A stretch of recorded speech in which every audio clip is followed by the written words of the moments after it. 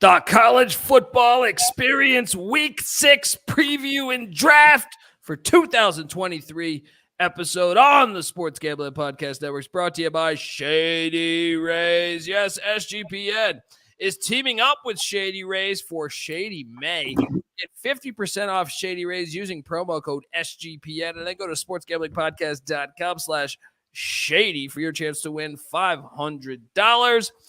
We're also brought to you by the SGPN merch store. Yes, just in time for the summer, the SGPN store has a new line of mesh shorts. Use the promo code SHORTS at store.sportsgamblingpodcast.com for 10% off of that. And remember, folks, as always, to let it ride. Hey, this is Eric Metcalf. You're listening to SGPN. Let it ride.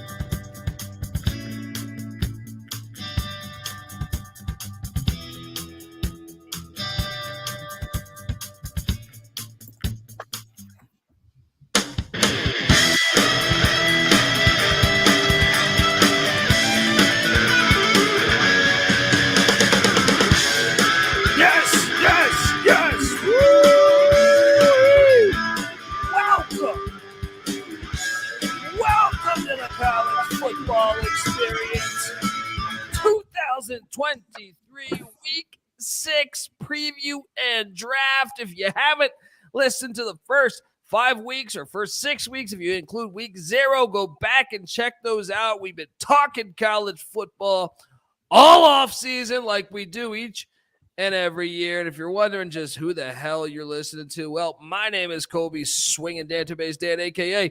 Pick Dundee. That's not a pick. This is a pick. He was raised in the land down under, where a man thinks on his feet, speaks with his fists, and lives by his wits. When Dundee happened, he was a superstar. I'm probably drinking too much and celebrating too much and not sleeping. Would have killed a normal man, but no, that's gone. The medical advice I got from that was like being hit by lightning. Pretend it never happened and get on with your life. Pretend it never happened and get along with your life. That's what we're trying to do here on the College Football Experience. Shout out to the chat, Shane Vendrell, WV Punch Drunk. Let's go. They're in the chat. It's rocking. And so are we on the College Football Experience. I am joined by my co-host. Give it up for former JMU Duke defensive back, the burrito eating, sideline kiss stealing, wheeling and dealing, Patty C in the place to be. Hi.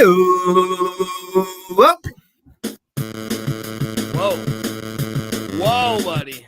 Dundee's starting to look like the gringo laying low in South America. Amen. I am in South America. And I do smell like rum because it's Rum Dundee, baby. We're also joined by third man in the booth in Raleigh, North Carolina. Some say he's the DFS god himself. Give it up for the rooftop IPA drinking, homebrew making, tobacco road living, the free lock giving, former Herndon Basketball League MVP. Give it up for NC Nick in the place to be. There we go. What's going on, guys? There we go. Don't I got a song for us that we just realized that we don't play enough? I feel like I don't know where the fuck it is. All right. Here, let's just where I was trying to here we go. This is Brian Bosworth. Oh no, I thought it was the other Bosworth song. I can't find it. You know what I'm talking about. The Bosworth song that no idea what you're talking about. No clue. No matter what, you're not playing it enough. If it has Bosworth in it, you're not playing it. Well, I don't get. Look, I'm just happy that they're letting you do a podcast from prison. You know, I am in prison. That's a good thing. There's brick walls, and here it is, buddy. Yes. This is what I demand on these bars here in Columbia. Just filling the jukebox with Bosworth tunes. You know, I've watched Locked Up Abroad, and that show must be bullshit. You ever hear playing tunes? You got a drink? Come on. Oh, buddy. Well, you know who might need a drink? The college football world. Before we get into our Week 6 draft, did you guys catch the remarks by one Jimbo Fisher today? calling out TCU, saying they stayed healthy and had a lot of experience, and they got lucky, and they got to where they had to get to, and then when they got to the SEC, it changed, didn't it? Interesting. I mean, you couldn't beat Appalachian State, who, by the way, was 4-6 against Power 5 or FBS opponents, and you needed a comeback to beat UMass. All right. No, it wasn't a comeback. You had to put UMass away in the fourth quarter. It was a 7-3 game. I mean, shut the fuck up, dude. He's 5-7. He fucking sucks. This is why people hate the SEC. This is honestly why I developed hatred for the SEC. If you asked me in like 2000, I had no hatred for the SEC. Dude, I will say what he, last year when he came out, talking a lot about Saban, that was pretty hilarious. But 2 years in a row, now taking a shot at TCU, maybe he should concern himself with his own program first. Let's be honest. And I thought Max Olson did a funny tweet saying that, strangely enough, but TCU's played more games against Georgia than Texas A&M has since 2012. Which is when they joined the SEC. That is fucking great. I mean, I'll say this: I think he is looking after his program. I think he's, taking whatever opportunity he can to belittle an in-state rival and probably, gain some recruiting edge there. That's going to gain recruiting edge. What's that? Winning more than 5 games will gain more of a recruiting advantage than throwing shade at TCU. I mean, I don't think that gets him. He had the number one. Which one's easier? He had the number one recruiting class the past 2 years ago. Yeah, recruiting and talent isn't the problem. Maybe the problem is coaching. That's fair. It's a fair point. Other news: the Big Ten is talking about getting rid of the mandatory one Power 5 opponent outside of the conference games. So, as some people have projected, they think Michigan's had that last couple of years. No, they canceled theirs, but they were supposed to have it. They were supposed to. Ohio State didn't have it 2 years ago either. So apparently it's not mandatory. Yeah, I don't know how that's. It's a good point.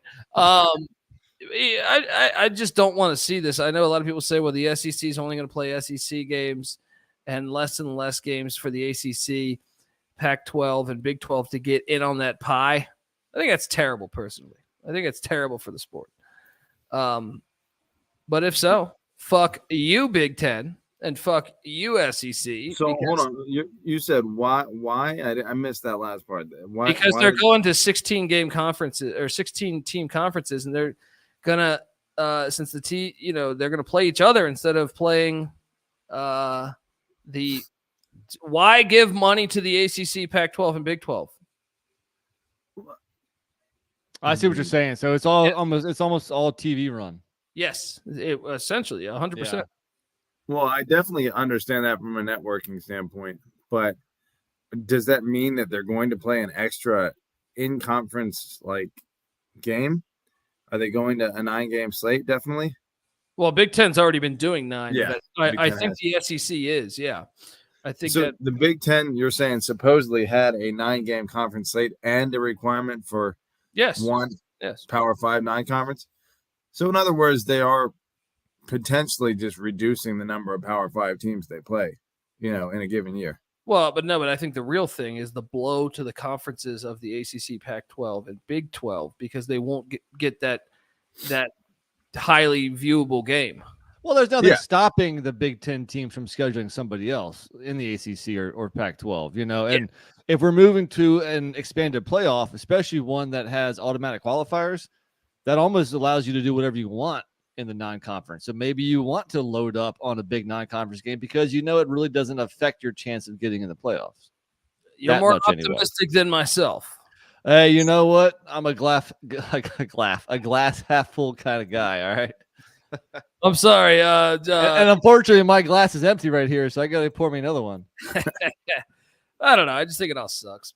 It's fucking USC in the Pac-12 or the Big. Well, it's terrible. It's one less competitive game that gives you an idea of how good the teams in college football really are.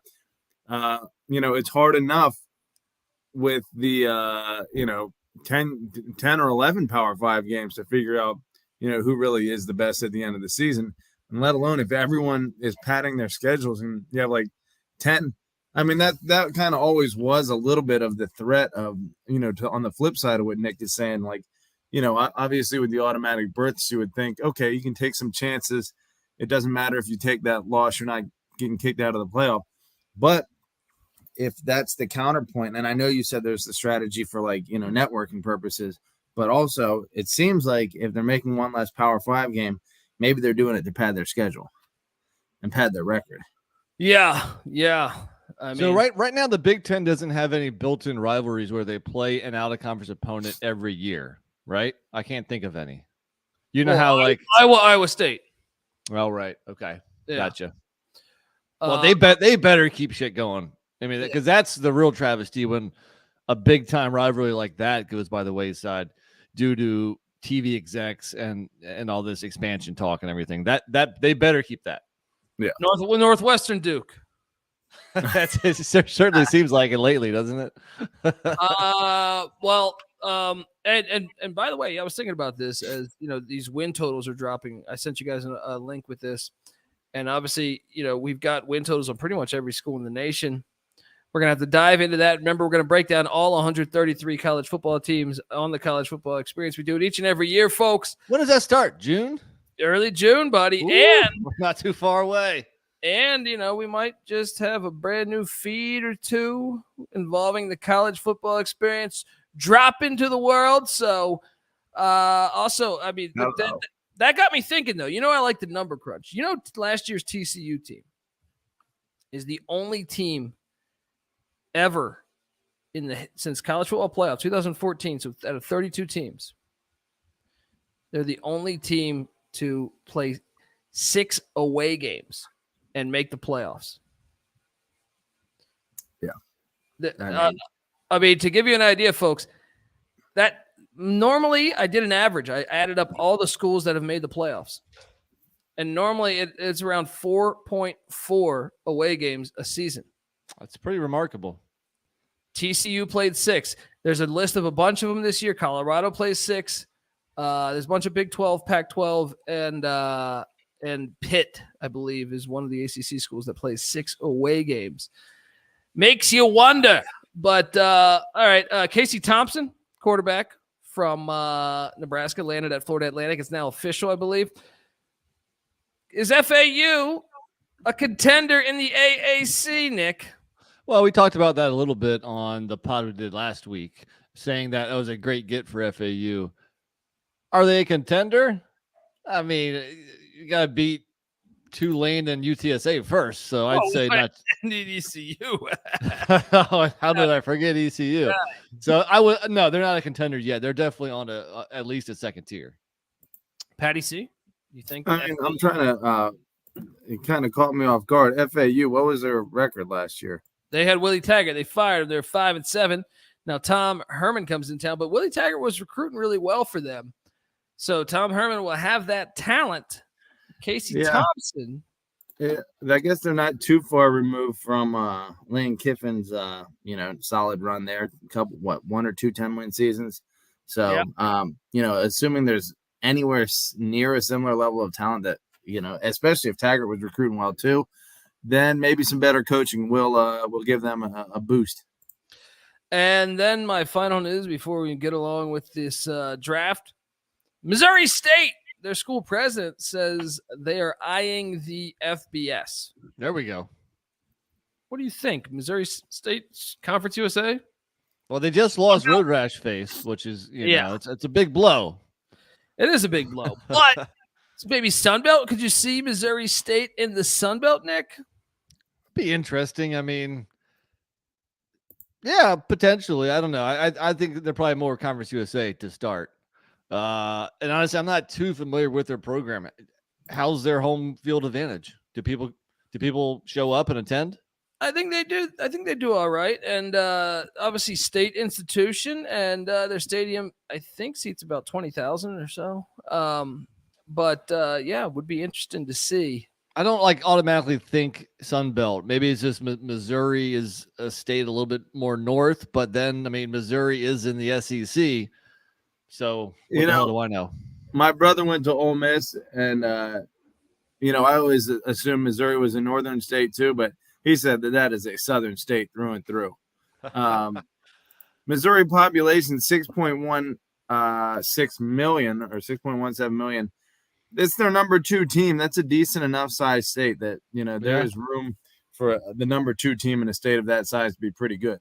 Arkansas State versus Missouri State rivalry. I can see it now. It makes sense. I can see it now. Let's go. All right. Well, look, before we dive into the draft, I want to tell you guys out there that the college football experience is brought to you by Shady Rays and Shady May. Yes, Shady Rays is teaming up with SGPN for Shady May. Not only do you get an amazing 50% off whatever you want in the store, you also get a chance to win $500 of cold hard cash.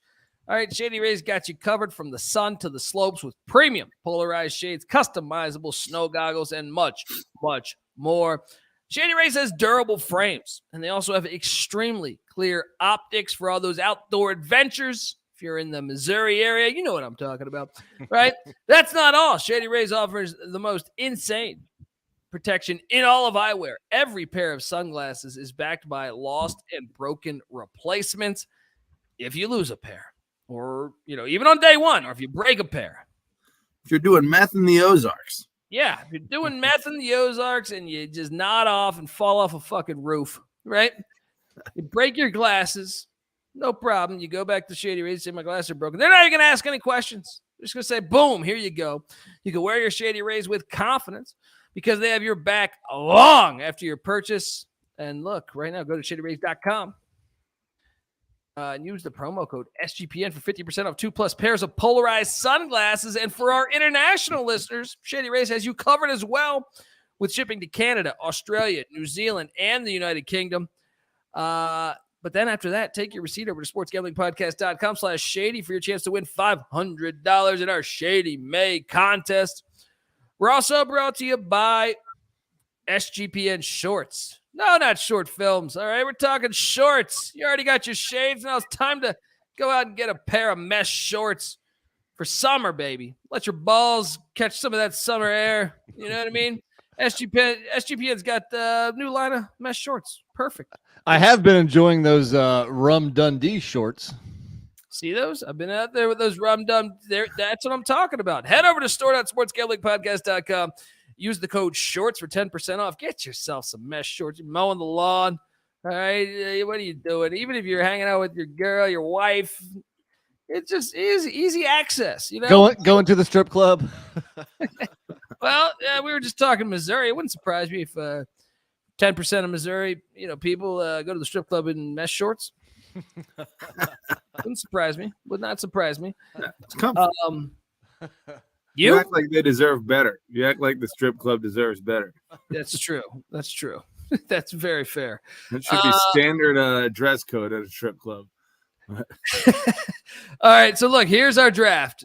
All right. We are now at the point where Patty C will be leading off this thing.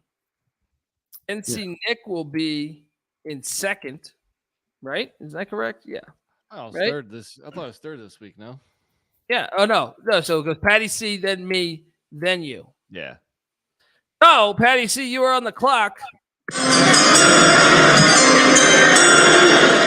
Well, there are a couple interesting games to choose from here, but two of them are more, obvious than, the rest, I think. Obviously, well, I'll just give my pick and I'll let you guys get to the other one. I'm going Red River Shootout here. Every stinking year, whether it is a fantastic comeback, a true shootout back and forth, or an absolute ass kicking, you're getting entertainment. I don't know how it delivers every single year, but it did deliver. Last year was the one year it didn't deliver. 49-0. No, it delivered for me. I was watching intently toward the end to see if they would hit 50.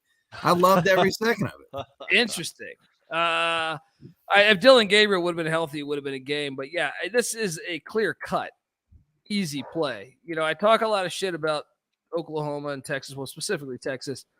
I still love this game. And it deserves to be number one. I think I think you can argue you could make an argument it's the best rivalry in college football. Nick, what do you make of this one? Got to be number one. They've been playing since 1900. Even if they change the name, which takes some of the luster off of it. I mean, come on, the Red River Shootout is what it really is. Yeah. But it's a great game every year. It's must-see TV every year, and it has to be played number one. Has to be played number one. How dare they take away the cowboy old Western vibe of a shootout from the name? Keep the imagery as pure as possible here.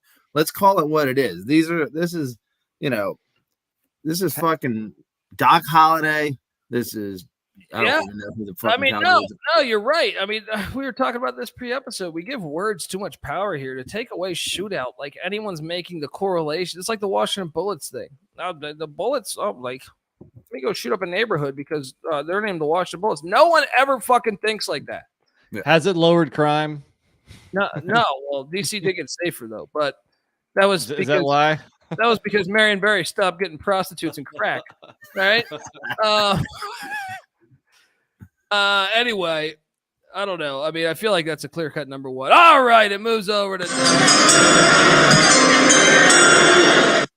pick number two for old Pick Dundee. Oh, I mean, you know me, I'm a Big 12 guy, right? Come on, get out of here. I'm a Big 12 guy. Dude, A&M won 5 games. Here we go. Fuck A&M. Here we go. I'm a Big 12 guy. When I see a Friday night game alone by itself in Stillwater, Oklahoma, it's a good game. Kansas State won the fucking Big 12 last time, dude. But let me ask you this. Did Alabama or A&M win the SEC? Nope. All right. Much like the first game, this game was a blowout last year, 48-0. That's true, but that's because much like the first one, Spencer Sanders was injured. But Spencer Sanders ain't there this year either. Well, they got Alan Bowman. Yeah, it's a great game. I thought for sure I'll be picking this at number 3, but the game you skipped over. No. I think you're being a little too hipster to skip over that game. Why should I? A&M won 5 games. 5 games last year. Dude, it's a great game, and the trash talk last year, took it to a whole nother level. And even though, let's talk more about that game when somebody chooses it. Yeah. So K-State. K-State's the defending Big 12 champs. I think they're going to win the Big 12 again. I look at that offensive line. That's one of the best in college football. Everyone returns. They got Will Howard back. He's got to stay healthy because they don't have Adrian Martinez. They lose Deuce Vaughn, but I actually think they have a better backfield this year, getting the kid from Florida State. He's more of a power back. So I actually think K-State's going to be even better than they were a season ago. And then you got Gundy. I feel like Gundy always does his best when no one expects him to be good. And here's another situation. They lose Spencer Sanders. They lose a bunch of guys in the portal. And I feel like 2 years ago they were projected to be bad. They were a half yard away from going to the CFP. So I like this game. The fact it's a Friday night. Shout out to Brett Yormark. I like that tradition. Let's get some more weekday games, especially of this caliber. It's a huge game. Patty C, your thoughts? Well, I was looking up the head-to-head history on this, and I noticed something, and maybe you guys could shed a little light because I don't really know the conference history off the back of my hand of Oklahoma State and Kansas State, respectively. But it is Kansas State's seventh most played rivalry, according to Sports Reference, but Oklahoma State's third most played rivalry. So, obviously, all over Oklahoma State's radar. Maybe Kansas State has been in a conference for a much longer time, which would have led to a lot more long-term rivalries there. But either way, both of these teams very familiar with each other. I think it's border battle, right? Oklahoma, Kansas. Yeah. And some chippy programs, and the fact that it's in Boone Pickens makes it a tough out for K-State. Look, it's a good game. I would have picked it at 3, but Patty C, is Colby being too much of a hipster here? Yes. Thank you. No, A&M isn't relevant anymore. They haven't won like 10 games 2 years ago. Buddy, A&M has 2 double-digit win seasons since 1993. Well, I tell you what, the last 2 games against Bama, they beat them once and they lost by 4 in Tuscaloosa last year. That's because Bama's losing their edge. Bama had to beat them on the last play of the game at home last year. Get the fuck out of here if you think this game isn't going to be competitive, or that that there's no chance that it would be competitive, and that Texas A&M couldn't be relevant again. Let's hear from people in the chat. Do they agree with Colby? Yay or nay? How about this? The Kansas State had more of a postseason. They played for the Big 12 championship. That had more implications on the CFP than Alabama didn't even win the SEC West. It's about just last year. That's it. Okay. Yep. Well, let's go a little bit more. Bryce Young's gone. They played 5 games. Look, they were pretty close. Nick Saban's 75 years old. All right. I don't think Bama is just going to fade away to nothing. Okay. Come on, man. Come on. Bama lost what? I'll play 2 games by 2 points. Obviously, I'm taking. They also Bama won 3 games by like 4 points, Pat. They weren't like as good. 5 yes, close games, and then they lose. They lose Will Anderson and Bryce Young. I think Oklahoma State ended the year 1-5. Okay, so Oklahoma State was hot garbage last year. About the same as Texas A&M. Oh, shut up! Shut up! They would beat A&M last year by 3 touchdowns. A&M almost beat Alabama last year. A&M beat LSU, right? They did. LSU won the SEC West. Wait, we're saying Oklahoma State would have beaten A&M, of course. A&M? Yeah. Early in the year, maybe. Late in the year, no. What do you mean late in the year? It was like Did you see one what game. Oklahoma State did late in the year? Yes, they had their quarterbacks injured. What? So either way, Dude, late in the year, A&M needed a 4th quarter rally to get past UMass.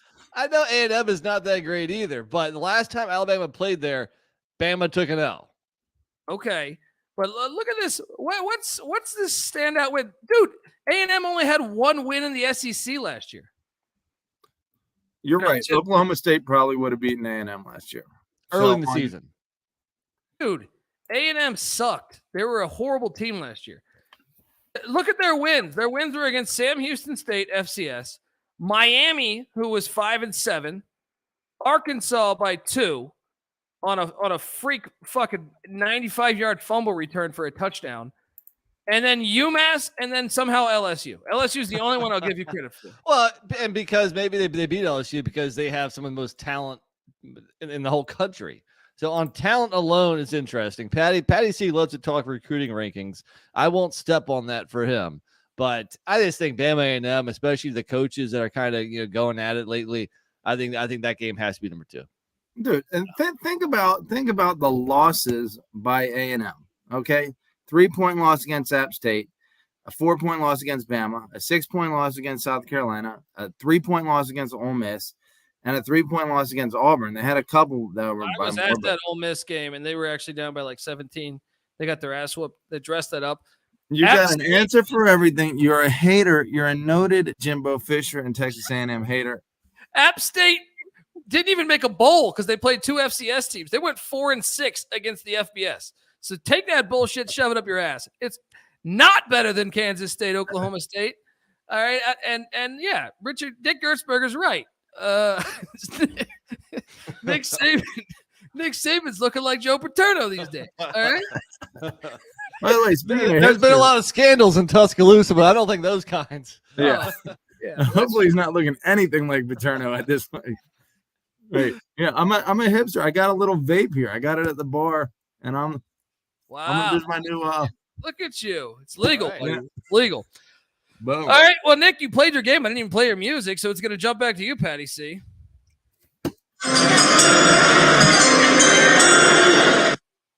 Well, the drop off is pretty immediate after that. I'm sure we've got some goodies on the slate here. I'm scanning it up and down. Look, I'm going to go to ACC country here. I know that it hasn't been a super competitive series. And when I say that, I mean it's been a an absolute shellacking for a long time. But last year was a little bit closer, if I'm not mistaken. Wake Forest traveling to Clemson. Oh, man. Too early, maybe. I mean, too early. What's the obvious better game? The all-time series is 70-17. 1998 was the last time Wake Forest won at Clemson. Overtime okay. It was overtime last year, though. He's got that going for him. You know, and what? Cade Klubnik, are we sure about him?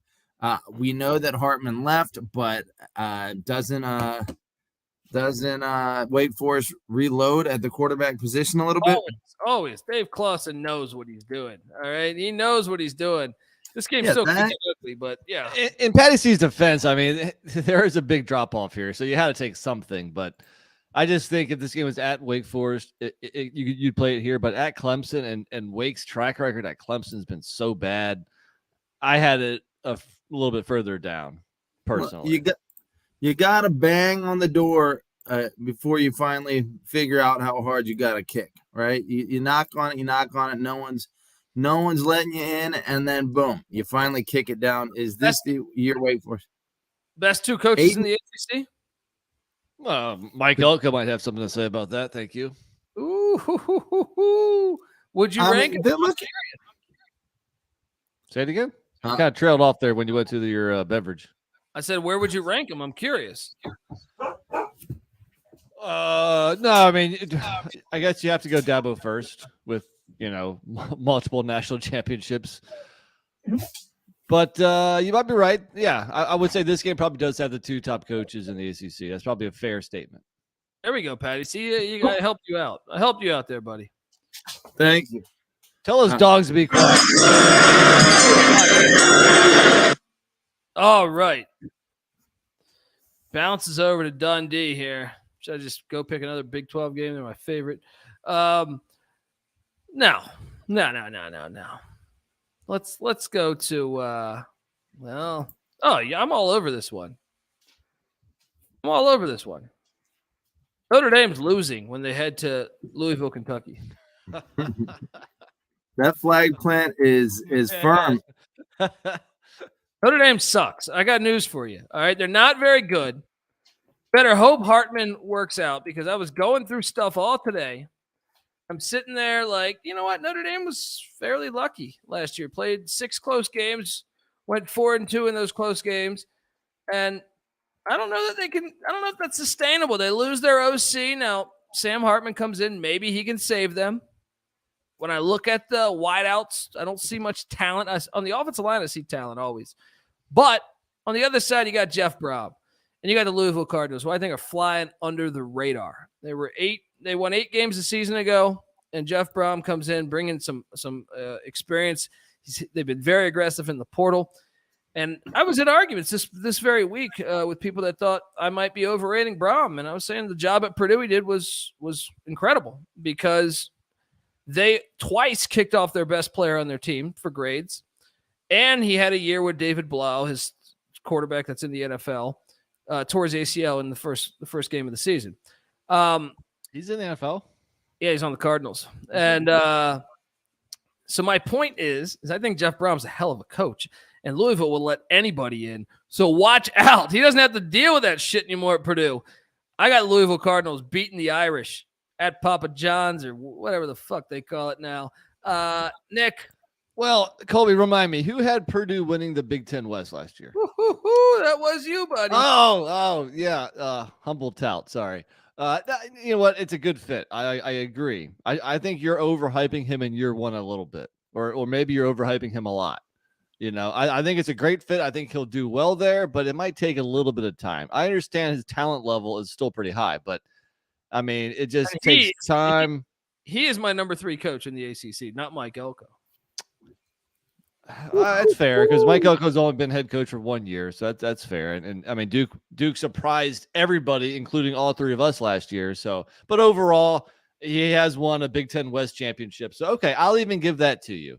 And look, this game is great. This game's fun. I had it above Wake Clemson, but I just think you're still overrating Louisville a little bit. I think they have to prove it to all of us first.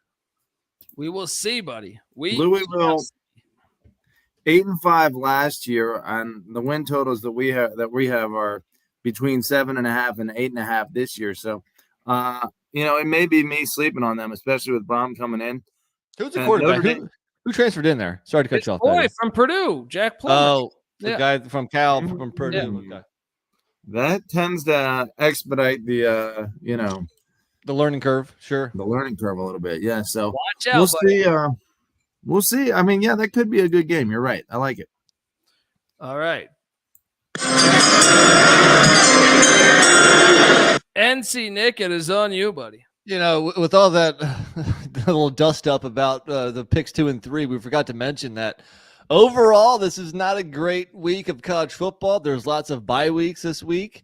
The good thing is that there's lots of weekday games, including Wednesday. So there's 2 games Wednesday, 2 games Thursday, and 2 games on Friday. And the reason why I mention that is I'm going to take you to the other Friday game, which is a Big Ten matchup, Nebraska Illini. You thought I was a Big Ten West hater.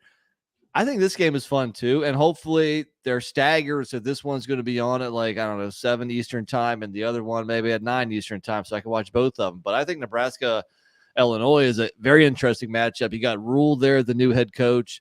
The Fighting Illini have won 3 in a row in this series. Bielema is undefeated playing Nebraska while at Illinois. So I could go lots of games here, but give me Nebraska, Illinois, mostly because it's Friday night.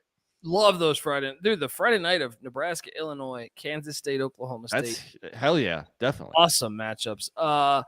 And I told you, this is the one that just recently got moved. I didn't even have it on my sheet as a Friday because it just got moved like a week ago, I feel like. Well, don't look on ESPN because they don't have it as Friday night either, okay? Yeah.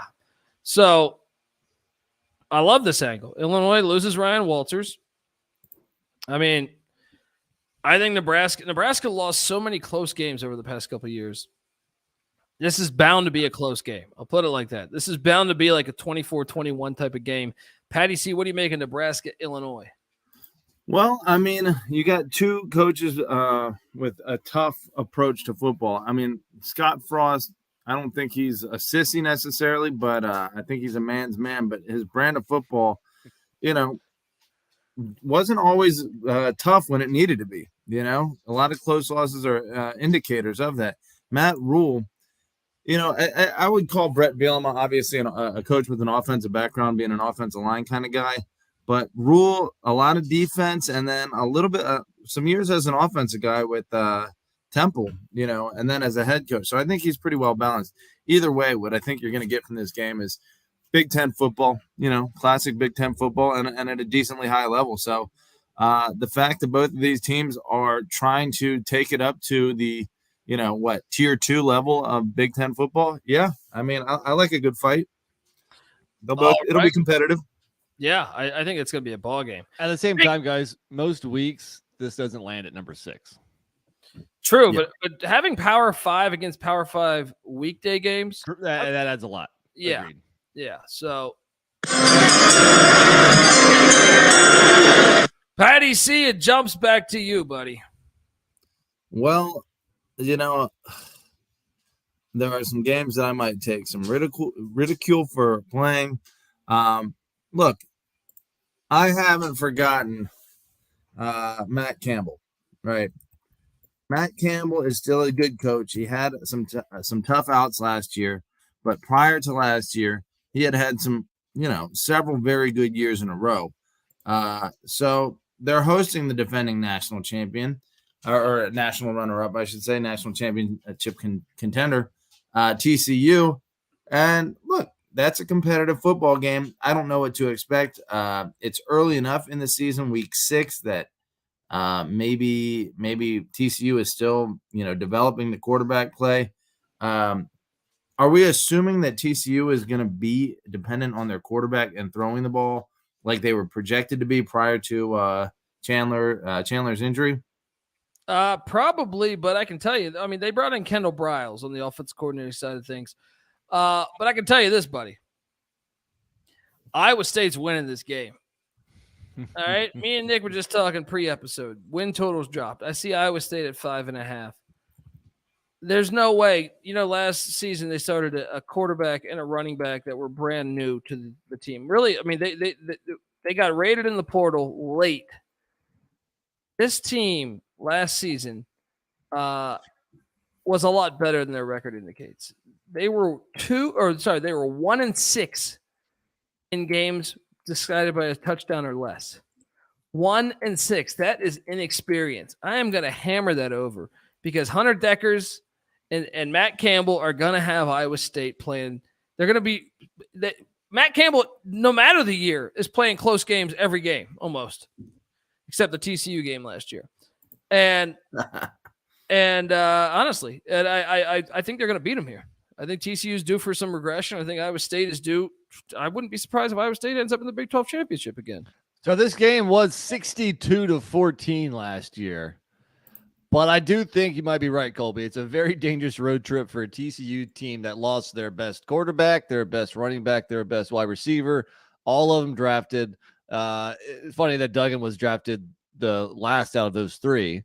I think there's not a whole lot of separation between these two teams on most years, last year excluded. So this game is going to be close. I would not be surprised if we saw an upset here. TCU has lost their last 3 in Ames. So there you go. For thought. Let me ask you this. Does it bother you that this game is sandwiched behind 2 straight games against the Oklahoma teams, Oklahoma State and at Oklahoma, and then a road trip to Nippert the following week? That's a tough 4-game stretch. TCU kind of wedged right there in that 3rd spot. This is Big 12 football, baby. Big 12 football. There is no go play intramurals, brother. Where's my sound drop here? It's Division I football. It's the Big 12. It ain't intramurals. You got 2 weeks after finals. You got a week in July 4th, and you got a week before camp starts. That's a month. That's probably more vacation than you guys get. And we're a little bummed out that we don't get 3 weeks. Go play intramurals, brother. TCU's scheduled to start the season. Let's play devil's advocate here, Colby, and say they come out and beat Colorado at home week 1, right? Yes. Then hosting Nichols, win. At Houston, dangerous, but potentially a win. Hosting SMU and hosting West Virginia. They could easily be 5-0 coming into this game.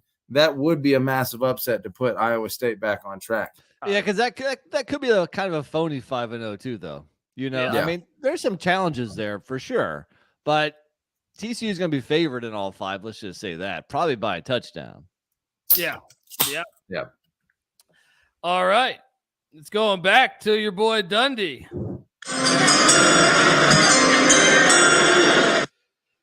And I got to take you. Well, Michigan's a bunch of cowards. We know this, right? They played 4 away games. They only played what?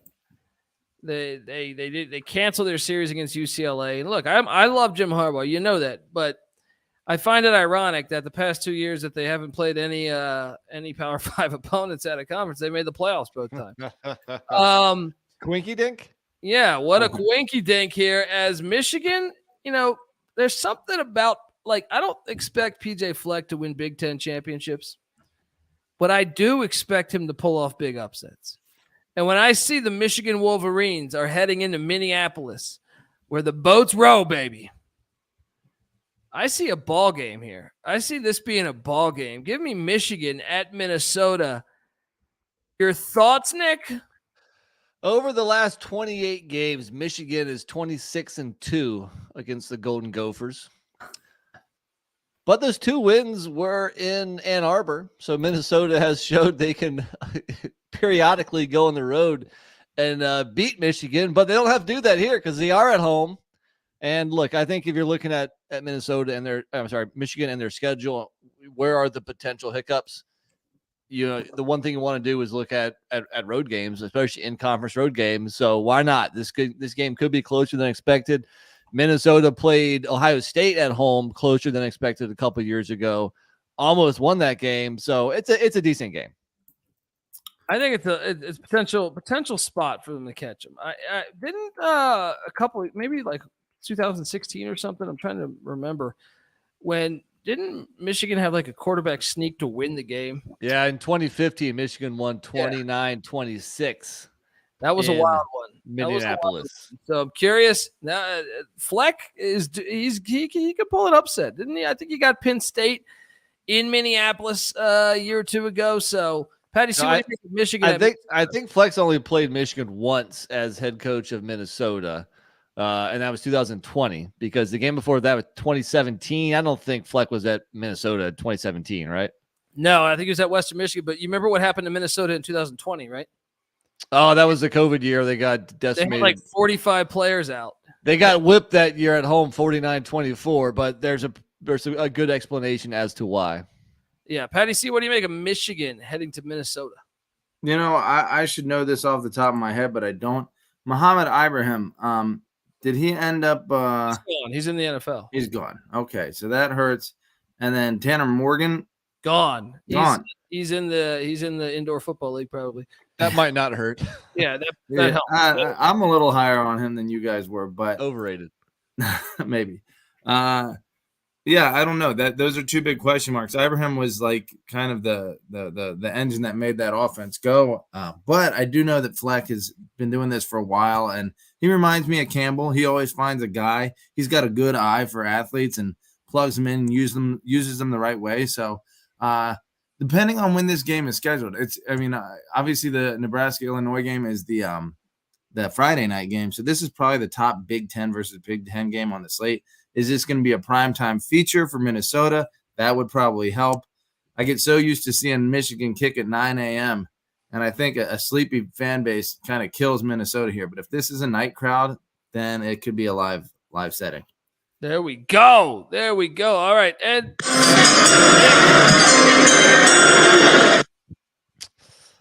Couple SEC games need to be played here. I'll definitely take one of them.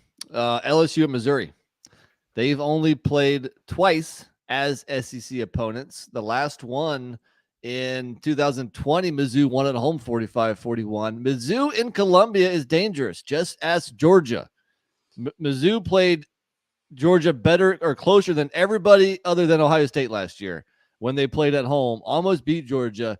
So I think this is a very dangerous matchup for a team that's probably expected to win the SEC West and potentially contend for a national championship. Very true. And I almost played this game. This was the one I had. So I had it neck and neck with Michigan, Minnesota.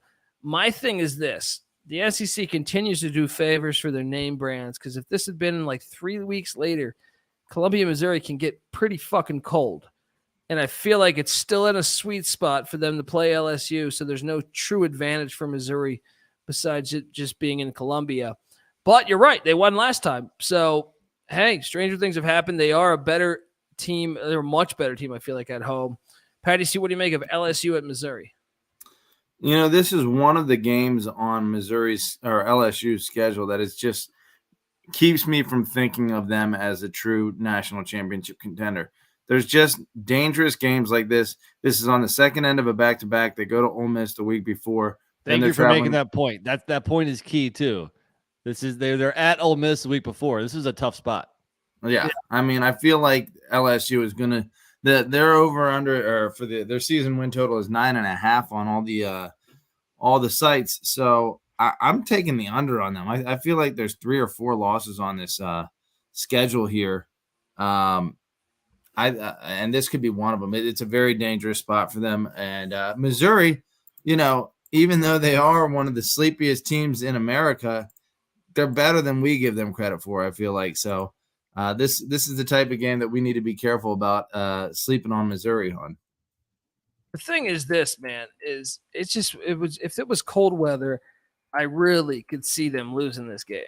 I feel like they did them a solid by giving them October 8th? It's still going to be hot in Columbia, Missouri. But you're right. Georgia almost lost there. Florida did. Florida won, but I think Florida has had problems in Columbia, Missouri. I mean, Georgia should have lost. Georgia should have taken a loss there. Yeah. So you're right. All right. Well, look, before we get to Patty C's next pick, I want to tell you folks out there that the college football experience is brought to you by Talkify. Life is full of what ifs. Like, what if Georgia had lost to Missouri? Like, what if? You know, you never know. So what if you try something new when it comes to dating? How about that? Huh? Maybe you're getting the same old Missouri Tiger result. You're going out to the five and dime, right? You're going out there and you just keep on running into old Rebecca, right? And she's not showing you any love. And you got to buy her 30 drinks, and then maybe you get lucky. It just ain't working out. That's the Missouri Tiger dating result. Sure. Yeah, that's the Missouri Tiger dating result. But you know what? Winners in life, they adapt, and they find ways to perhaps, work around that. All right. So what if Talkify could help you find what you're looking for?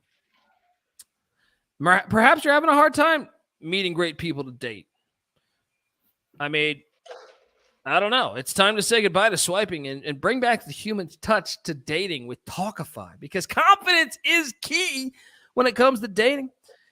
But if you're, if you've struggled to find worthwhile connections, it can be really difficult, to feel your best when meeting new people. Most time you're like, oh, this woman, you know what I mean? This guy, you know what I mean? Oh, great. What the hell am I doing with my life? Yeah, she just ordered the fucking caviar. I haven't even had a conversation with her. Anyway, with Talkify, you can feel confident that you're meeting someone special who was picked just for you, because Talkify is the country's #1 modern matchmaking service, and it's designed to help you achieve relationship success. Their trusted compatibility specialists hand-select successful and compelling candidates. This is like the SEC basically saying, hey, LSU, we're going to have you play Missouri in early October, not November, right? They're going to help you out. All right. So you can date consciously and productively. And here's how it works. The Talkify matchmakers meet with you to learn about what exactly you're looking for in a partner. Then they'll select and screen potential match candidates for you. They'll do background checks to make sure old Rebecca wasn't part of the Boston bombings. All right. And then they'll do video interviews and ask all the tough questions that are too awkward on the first date. And from there, your matchmaker plans your date, plans the introductions, handles all communications for you, creating a safe and stress-free dating experience. Oh, man, Talkify is committed to finding your match. 80% of clients met their person within their first 12 matches. And right now, Talkify is offering our listeners 20% off when you become a client at Talkify.com/SGPN. That's TAWKIFY.com/SGPN for 20% off when you become a client. So hop on over there and check that out. Patty C, you are on the Look, laugh it up. This is, there are some hipster plays out there. There's a play that I know Colby's eyeballing. I don't know if he's going to play it. There is an SEC game that is certainly better than this one. But for name brand purposes, I am taking us to something that, for anyone who's been watching football for more than 10 years, should still register a little bit. We're talking about Virginia Tech and Florida State.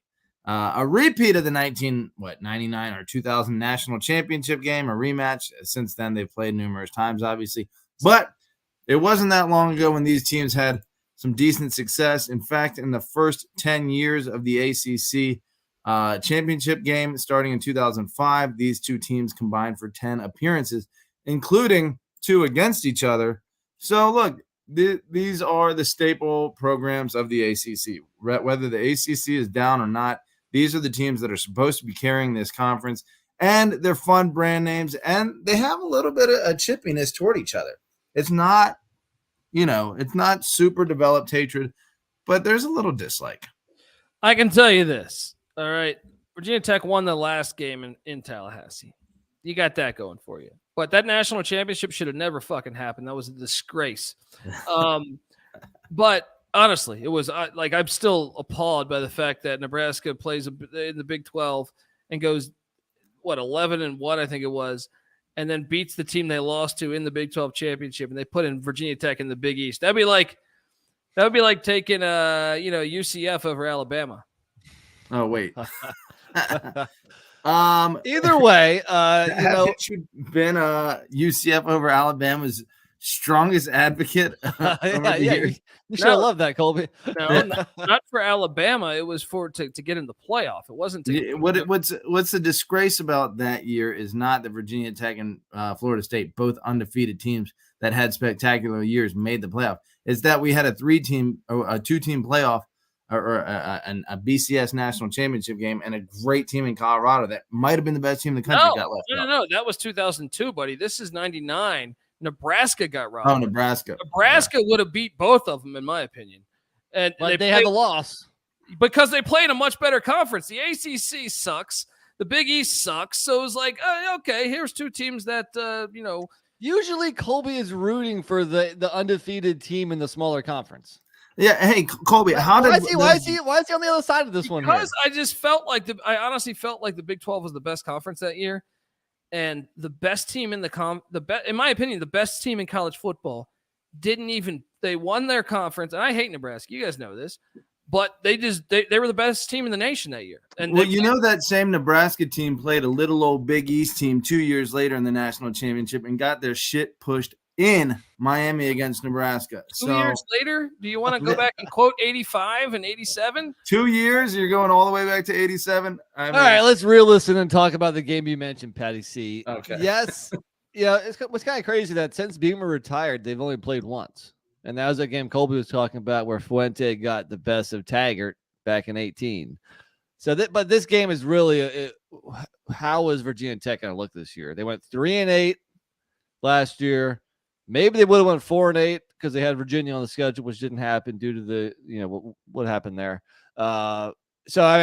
Chances are, this game might be ugly. It might be lopsided, but we don't know because we don't know how good the Hokies are going to look. I'm curious about Florida State too. Maybe they're a little overrated. We've touched on that. They played 6 close games a year ago. They were 4-2. Some of those games they did not play the team's starting quarterbacks. I still think, yes, you can say they should have beat NC State, but I think you can also make the case that they caught LSU at the most perfect time. And if had they not blocked an extra point, who knows who wins that game? Virginia Tech right now, I just think is a bad program. I don't know that, when I watched them last year, I just didn't see anyone that I thought was good. And it's not like they've been crushing it in the portal. So you're wondering, you're just wondering how much can you improve from they 1 lost year to their the highest paid assistant left for Notre Dame. Their best receiver transferred to where did he transfer to? Notre Dame.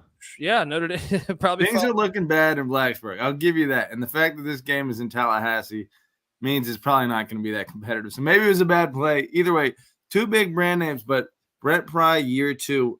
That's usually when big improvements are seen. So that's true, especially for a new coach. Maybe he figured some shit out, and they were improving toward the end of the year last year. So within that first 3 months or 4 months of him, on the fly, they improved. Let's see it with a full offseason if they're a new team.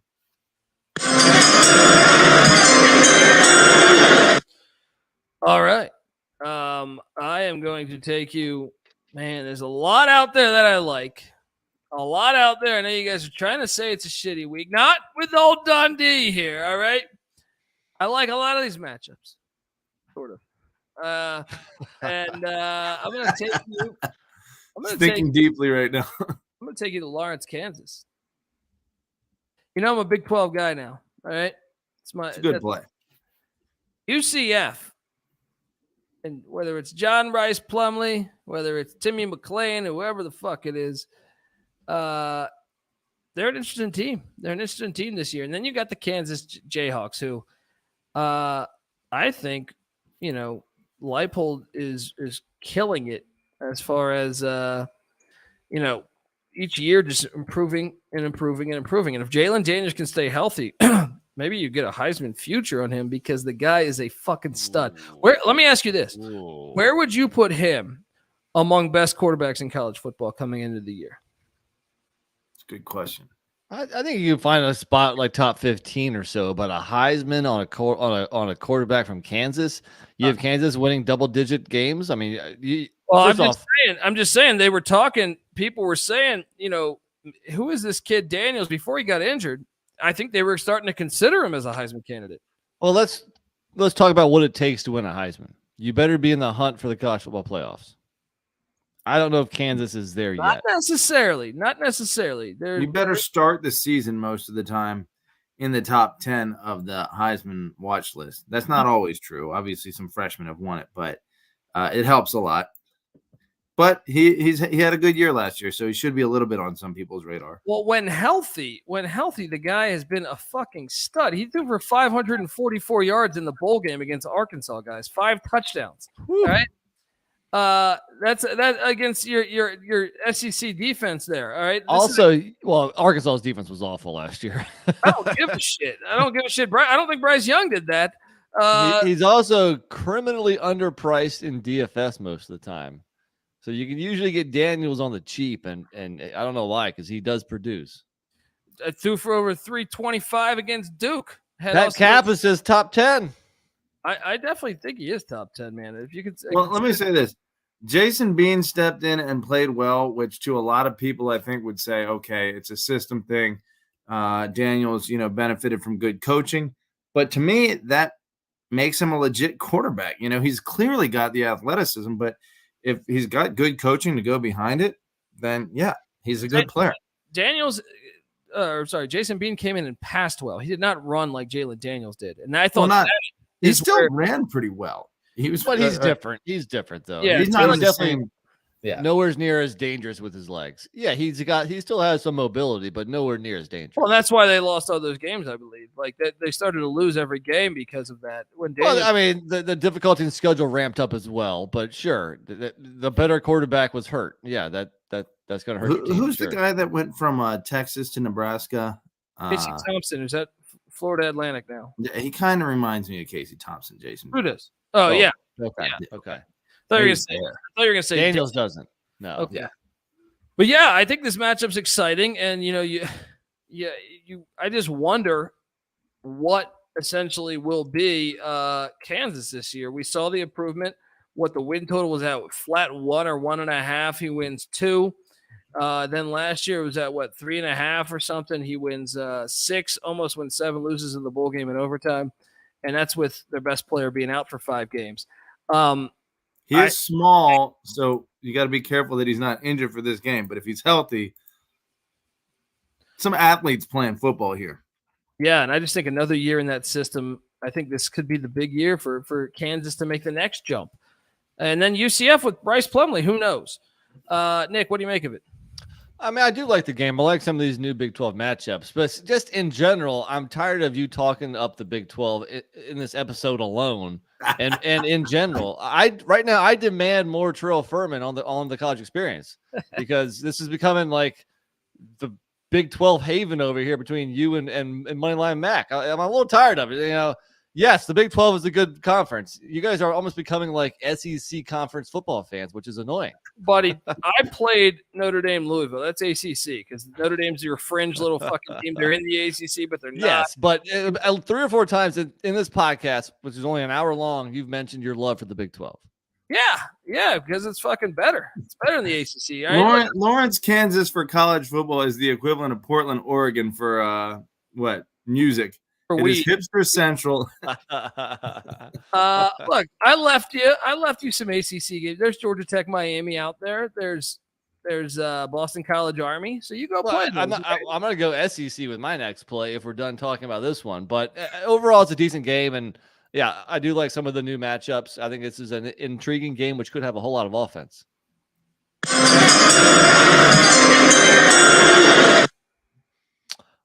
All right. No introduction. You're on the clock, Nick. I'll take Arkansas at Ole Miss. These games have been fun lately. The home team has won each of the last 4 games, so it's been very even series lately. You remember that 52-51 game in 2021? So Arkansas at Ole Miss, nice SEC West matchup. All right. That game was awesome. That game was awesome, but okay. Yeah, okay. It's right there with this. I just, I told you this last week. Ole Miss football doesn't really register with me. Kansas it registers a lot more. All right, because I won a shit ton of cash on them. But Arkansas, yeah, sure, I can get a pulled pork Pittman's my guy. I don't understand your hatred towards Ole Miss. No, I'm telling you, they just bore me. They've bored me my whole life. I don't understand why. There's just nothing cool about them. No, Colby's had a long-standing hatred that goes way before Lane Kiffin. It's the SEC thing, right? He's always viewed them as a racist school, and he's right. He's absolutely right. Well, yeah, but that doesn't really apply to the football team. Well, it did. It did. They were the last, right? They were the last to. In the 60s? Yeah. Dude, they were waving Confederate flags. The whole crowd was waving Confederate flags in the late 80s. Look, I'm not an Ole Miss fan. Don't try to paint me into that corner. I'm just saying, boredom. I don't know. Just it's a weird angle. No, I'm just telling you, like certain programs, just like you find Iowa boring, I find Ole Miss boring.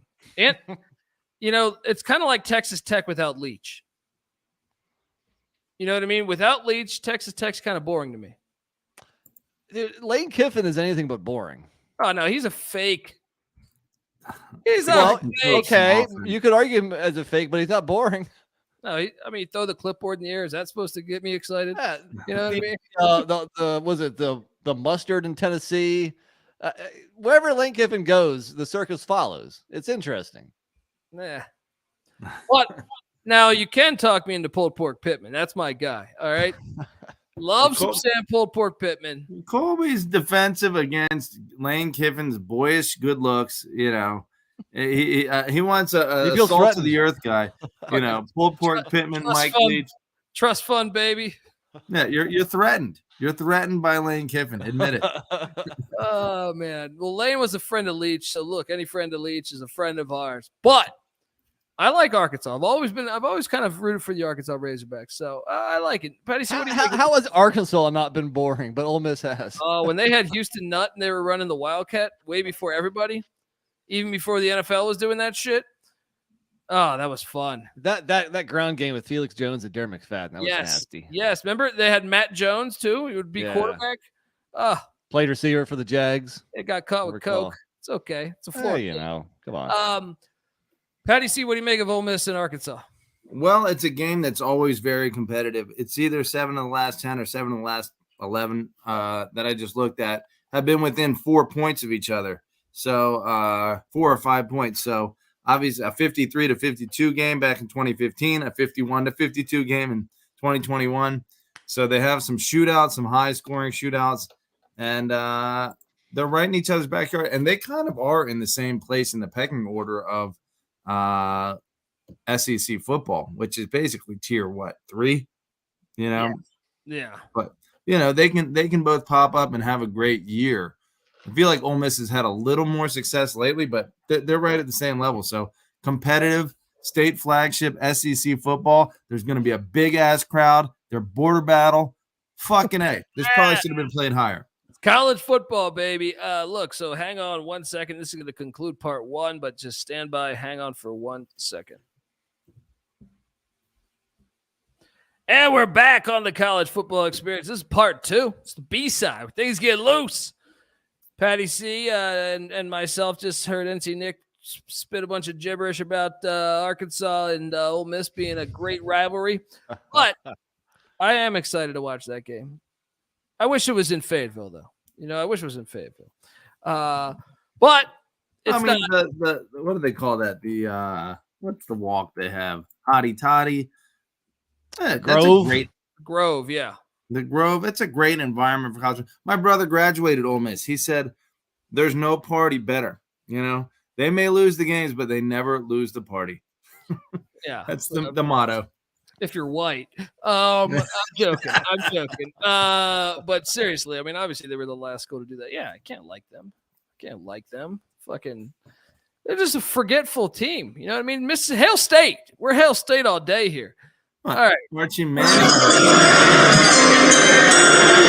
Yeah, the little Manning's family. I can't play for the Chargers. Yeah.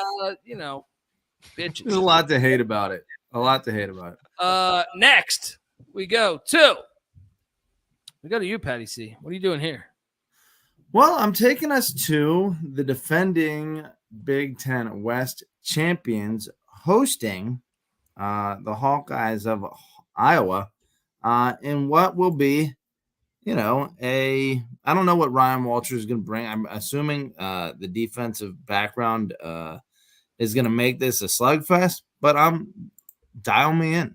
Actually, this game is at Iowa. It's in Iowa. Wow, that makes it a little less compelling. But I'm about to say they're going to probably get their ass kicked by 14-0. I do think it's interesting. I mean, Hudson Card is ranked like in the top 15 as far as transfers. So that alone makes Purdue a little interesting to see what he can do there. Graham Harrell, the OC. Okay. I just think the Big Ten West is changing. They're opening it up. Not in Iowa City, baby. Except Iowa. Kirk Ferentz is going to remind all these pussies the way. Well, I'll say this: played. How has Michigan or how has Iowa done against mobile quarterbacks? We know that off the top of our head. They play these Big Ten, lawn chairs every week, especially Big Ten West. Huh? These stiffs. Hudson Card is a pretty decently athletic dude, and you combine that with a dynamic system like the air raid, you get a guy running around on the perimeters at quarterback, might cause. I feel like Iowa's probably going to still snuff it, but I'll something say to look out for. I mean, CJ Stroud they got the win, but he had an awful game against Iowa last year. They won 54-10, but he was awful. And then Iowa, beat Ohio State 55-24 the last time they came to Iowa City. It ain't happening, Boilermakers, all right? It ain't happening against my boys. Look, I don't know if I agree with these transfer rankings, but they have Hudson Card as the third best transfer quarterback. Wow. Hartman, number 1. And I bring us up because I'm going to get Colby going. Devin Leary, number 2. Then Hudson Card, who is then followed by Shadur Sanders, Colin Schlee, and over Brennan Armstrong, Colin Schlee. You have to go way down. I mean, Walker Howard is over Brennan Armstrong. This man's been disrespected for 6 years straight. Seriously, he really has. What has Brennan Armstrong done? other than play football in the land of obscurity, Charlottesville. Yeah. He's also a left-handed ginger. There's a lot not to like there, too. Purdue at Iowa. Interesting play. I think Iowa's probably – how many? Honestly, let's try to set the number at how many points Purdue scores in Iowa City. Oof. Nick? I think this game was like 24-10 last year in West Lafayette, so I'm going to say about the same. Yeah, I'll put the over-under at 10. I'll say 11.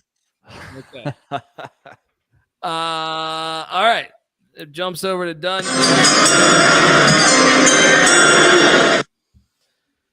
Not going to do it, guys. Not going to play that SEC game that everyone tries to convince me that Devin Leary's good. Nope. Taking you to Tempe. About time you played it. Seriously. Future is out there. Both these schools are going to have a chance to make the CFP in that 12-team invitational that they're doing in a few years. 2 years. Next year. Colorado at Arizona State. Look, something about the desert at night. This better be a night game. Something about Tempe at night that I really like. And then you got Prime. You got Prime coming in there. 71 transfers or 71 players gone from a season ago. Not a problem. All right. We're going into Tempe where the Buffaloes are going to fucking roam and dominate. All right. Colorado at Arizona State. Nick, your thoughts? I would not be surprised at all if this is a primetime game. If you think, look, Oklahoma, Texas is definitely a noon Eastern time tip. Is every year. I wouldn't be surprised to see Bama A&M have that 3:30 slot, and then boom, you have this game prime time. Coach Prime in prime time. Ooh, and it's just something about it. It's gonna be. I'm excited for this matchup. The last time they played in Tempe, though, Obviously, Arizona State beat the tar out of Colorado because they were terrible. But the game before that, Colorado won 34-31 in 2019 with Mel Tucker. I will say, though, if we're doing this preview last year and this game is on here, it wouldn't make my top 30. Yeah, things have changed significantly. In most years, Colorado at Arizona State, who gives a shit? But things have changed, haven't they? In 1997, this would have been a great game. Yeah. And now it's easy to see a tide turn, baby. Patty, see what do you make of it? I agree with you that Tempe is a great location at night. When you think about the fact that I want to say until like the end of the 2000s, almost even into the 2010s, the Fiesta Bowl was played there at night. And then they just put it in this dome and take all the mystique of the desert at night out of it, especially the jacked up, hot-ass desert of Tempe. It's a special place to play. Colorado bringing that primetime flavor and all that speed that they're bringing in. It's going to be there's going to be some fireworks here potentially. So, yeah, I'll be watching.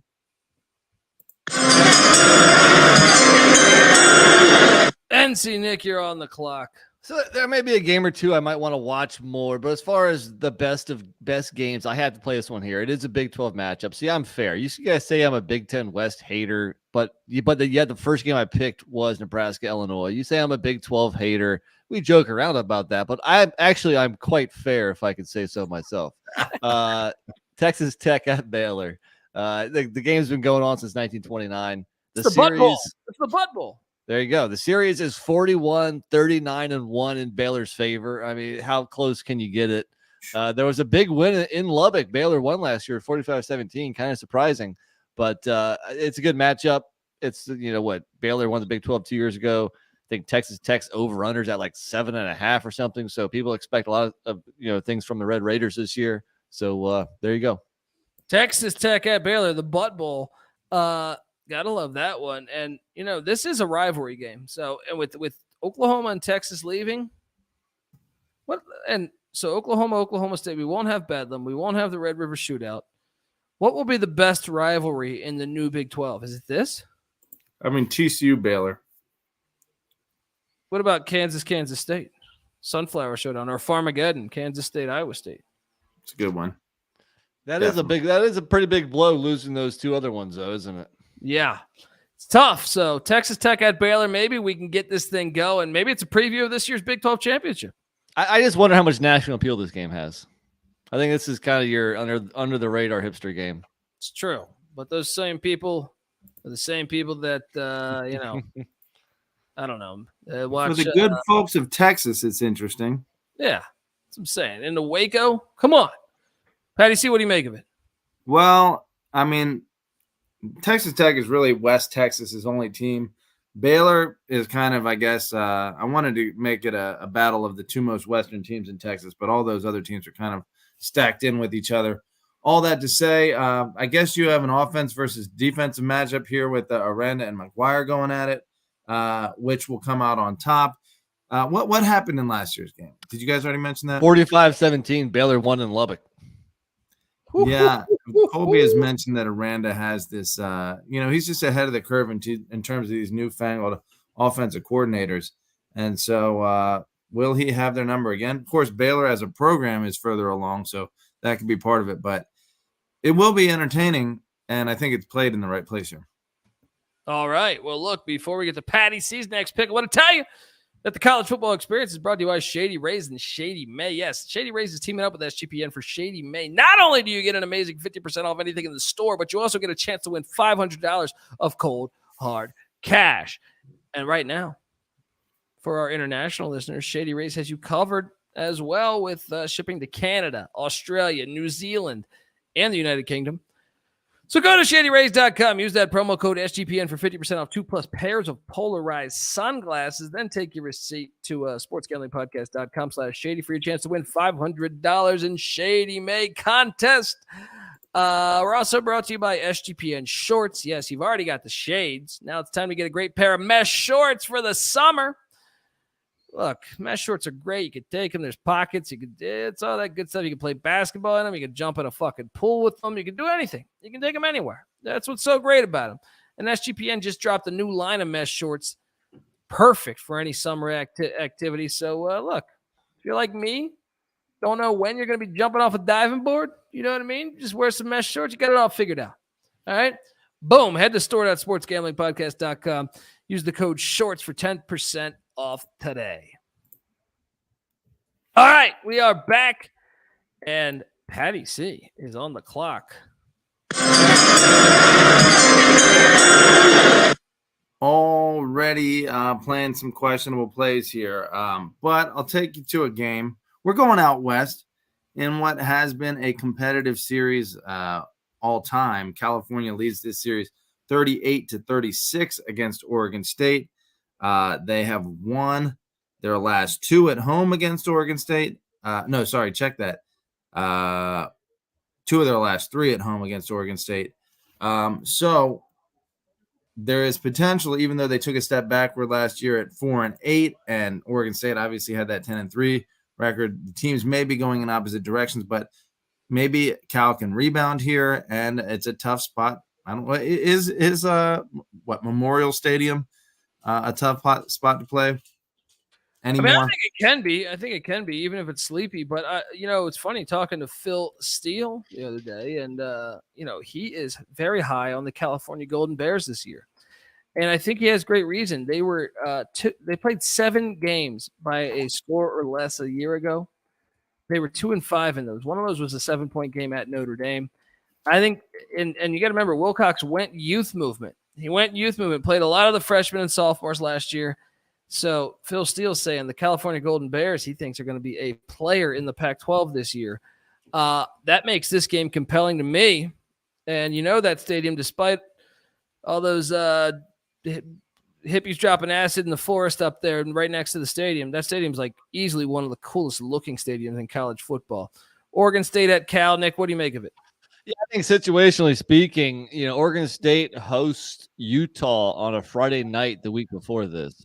I think that could be a big win for the Beavers, and I think this would be a tough turnaround 8 days later going at Cal. They're probably, if things go in that direction and they do win against Utah, they're going to be thinking very highly of themselves. I think it's going to be tough to get up for Cal, especially in a sleepy environment. So I think this is the one where you kind of monitor how the Oregon State season is going, and because I think they could be ripe for an upset here, which makes the game appealing.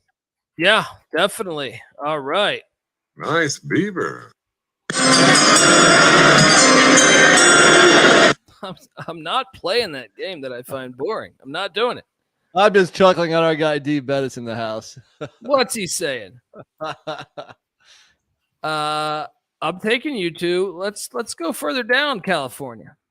Washington State, Wazoo, baby. The first university to give us a shot on the Sports Gambling Podcast. They're heading to Pasadena, where this is apparently going to be one of the last times they play each other, right? This is probably the last because, UCLA probably will be a bunch of cowards and won't schedule any Pac-12 schools. This game was insane. Do you guys remember the last time these two teams played? Not off the top of my head, no. Our boy was it in Pullman? It's when Mike Leach blew a 63 to oh my gosh, that 21 lead in the fourth quarter or late third quarter. They lost 67-63. That was the most insane choke / comeback I've ever seen. That was insane. Absolutely insane. But I'll have you know this, buddy. The last time they played in Pasadena, Washington State and Coach Leach went in there and won 31-27. All right. So everyone's ready to crown. I find this hilarious about conference realignment because you got Texas, who hasn't won a Big 12 championship since fucking George Bush was in office. And then you got Oklahoma, who they haven't been in 3 years, right? Then UCLA has never even played for a Pac-12 championship since they went to 12. They've never even played one. And USC hasn't been there in 6 years. So I find it all hilarious. But Washington State, I think, has got a little message for old Chip Kelly. I got Wazoo. I think it's going to be a game, guys. I think this could be an upset, too. I think Wazoo is a little bit better than what people think. I was listening to their president talk about stuff, and they had like 40 players out in the bowl game that they lost. So can't put much weight into that one. But I think Wazoo could be a player this year. Cam Ward's back. Jake Dickert, I think underrated coach. Going down to the Rose Bowl. Might even have to scoot over there to watch this one if their filthy security lets me. Nick? Wish your game was in Pullman. That's always more interesting when Wazoo plays at home. But it's a good game. Play to the right spot here because I think we're almost out of P5 versus P5 games, at least ones that are halfway decent, because I don't think anybody's playing Georgia Tech and Miami. So it's a solid game, but I wish it was in Pullman. I think in general, I think UCLA might be a little overrated. I think Chip Kelly's tenure there has been somewhat disappointing. I mean, he's gotten them to a solid level. So in that regard, he's done decent. But, like, are they able to take that next step? Yeah. Well, maybe in the Big Ten. T-Vet is cracking me up. I finally read this. So, Patty C, what do you make of Wazoo heading to the Rose Bowl? Interesting spot. Both teams coming off a bye. So who will be more prepped for this game? I think a lot of it comes down. It's still early enough in the season. I think almost that bye week, I guess you would have to say that helps UCLA, who may be still developing their quarterback. But, 4 games of reps, it doesn't mean it's completely worked out. And you play a tough defense. Oregon State Washington State, rather, Jake Dickert might have some answers for him. But I don't know. What do you think the spread is on this game right now? UCLA minus 4.5. Yeah, it could be good. You're right. 7-6 last year for Washington State would be a lot better than 8-5 would look a lot better if they had won that bowl game. But with everyone out, 7-5 in the regular season versus 9-3 in the regular season for UCLA. It's not like these two teams are light years away, and it's not like Pasadena, not like the Rose Bowl is going to have more than 5,000 people in the stands. So could be an upset. Let's go. All right, NT Nick, it bounces back to you. All right, here's a fun game in my backyard. Marshall at NC State. I always find it interesting when my two favorite conferences play each other, the Sun Belt and the ACC. And Marshall last year they won at Notre Dame. That should tell you that they're a very solid football program that's capable of beating P5 teams on the road. So I think NC State better not be sleepwalking through this. And I think it's just a fun matchup. Yeah, I think there's going to be a lot of regression with NC State because even though they got a better quarterback than Brendan Armstrong, they were one of the luckiest teams last year. I was going through this stuff today. You realize take everything Colby says with a grain of salt because he is an NC State hater. Which I really only feel it happened like a couple years ago. I think back in the day, you liked Jamie Barnett and Torrey Holt and everybody. Yeah, it was before I went down to Greenville and started doing Jaeger bombs. Right? Look, NC State. I think they were 4-1 in games decided by a score less. They were lucky. They were fucking lucky all year. Patty C made the case that Florida State should have beat them in Raleigh. Should have. Yeah, that was the worst choke. No, it wasn't because Virginia Tech. ECU missed like 30 field goals. I was at the Virginia Tech NC State game. NC State needed off 17 points in a row in the fourth quarter or something. That's true. Yes, lucky ass team. Marshall's going in there and winning this. They're winning this thing. Let's go, Thunder and Herd. Patty C, what do you make of Marshall, NC State? Well, Marshall, I don't know what the deal with the running backs are. They had 2 last year. How many are both of those guys coming back? I think so.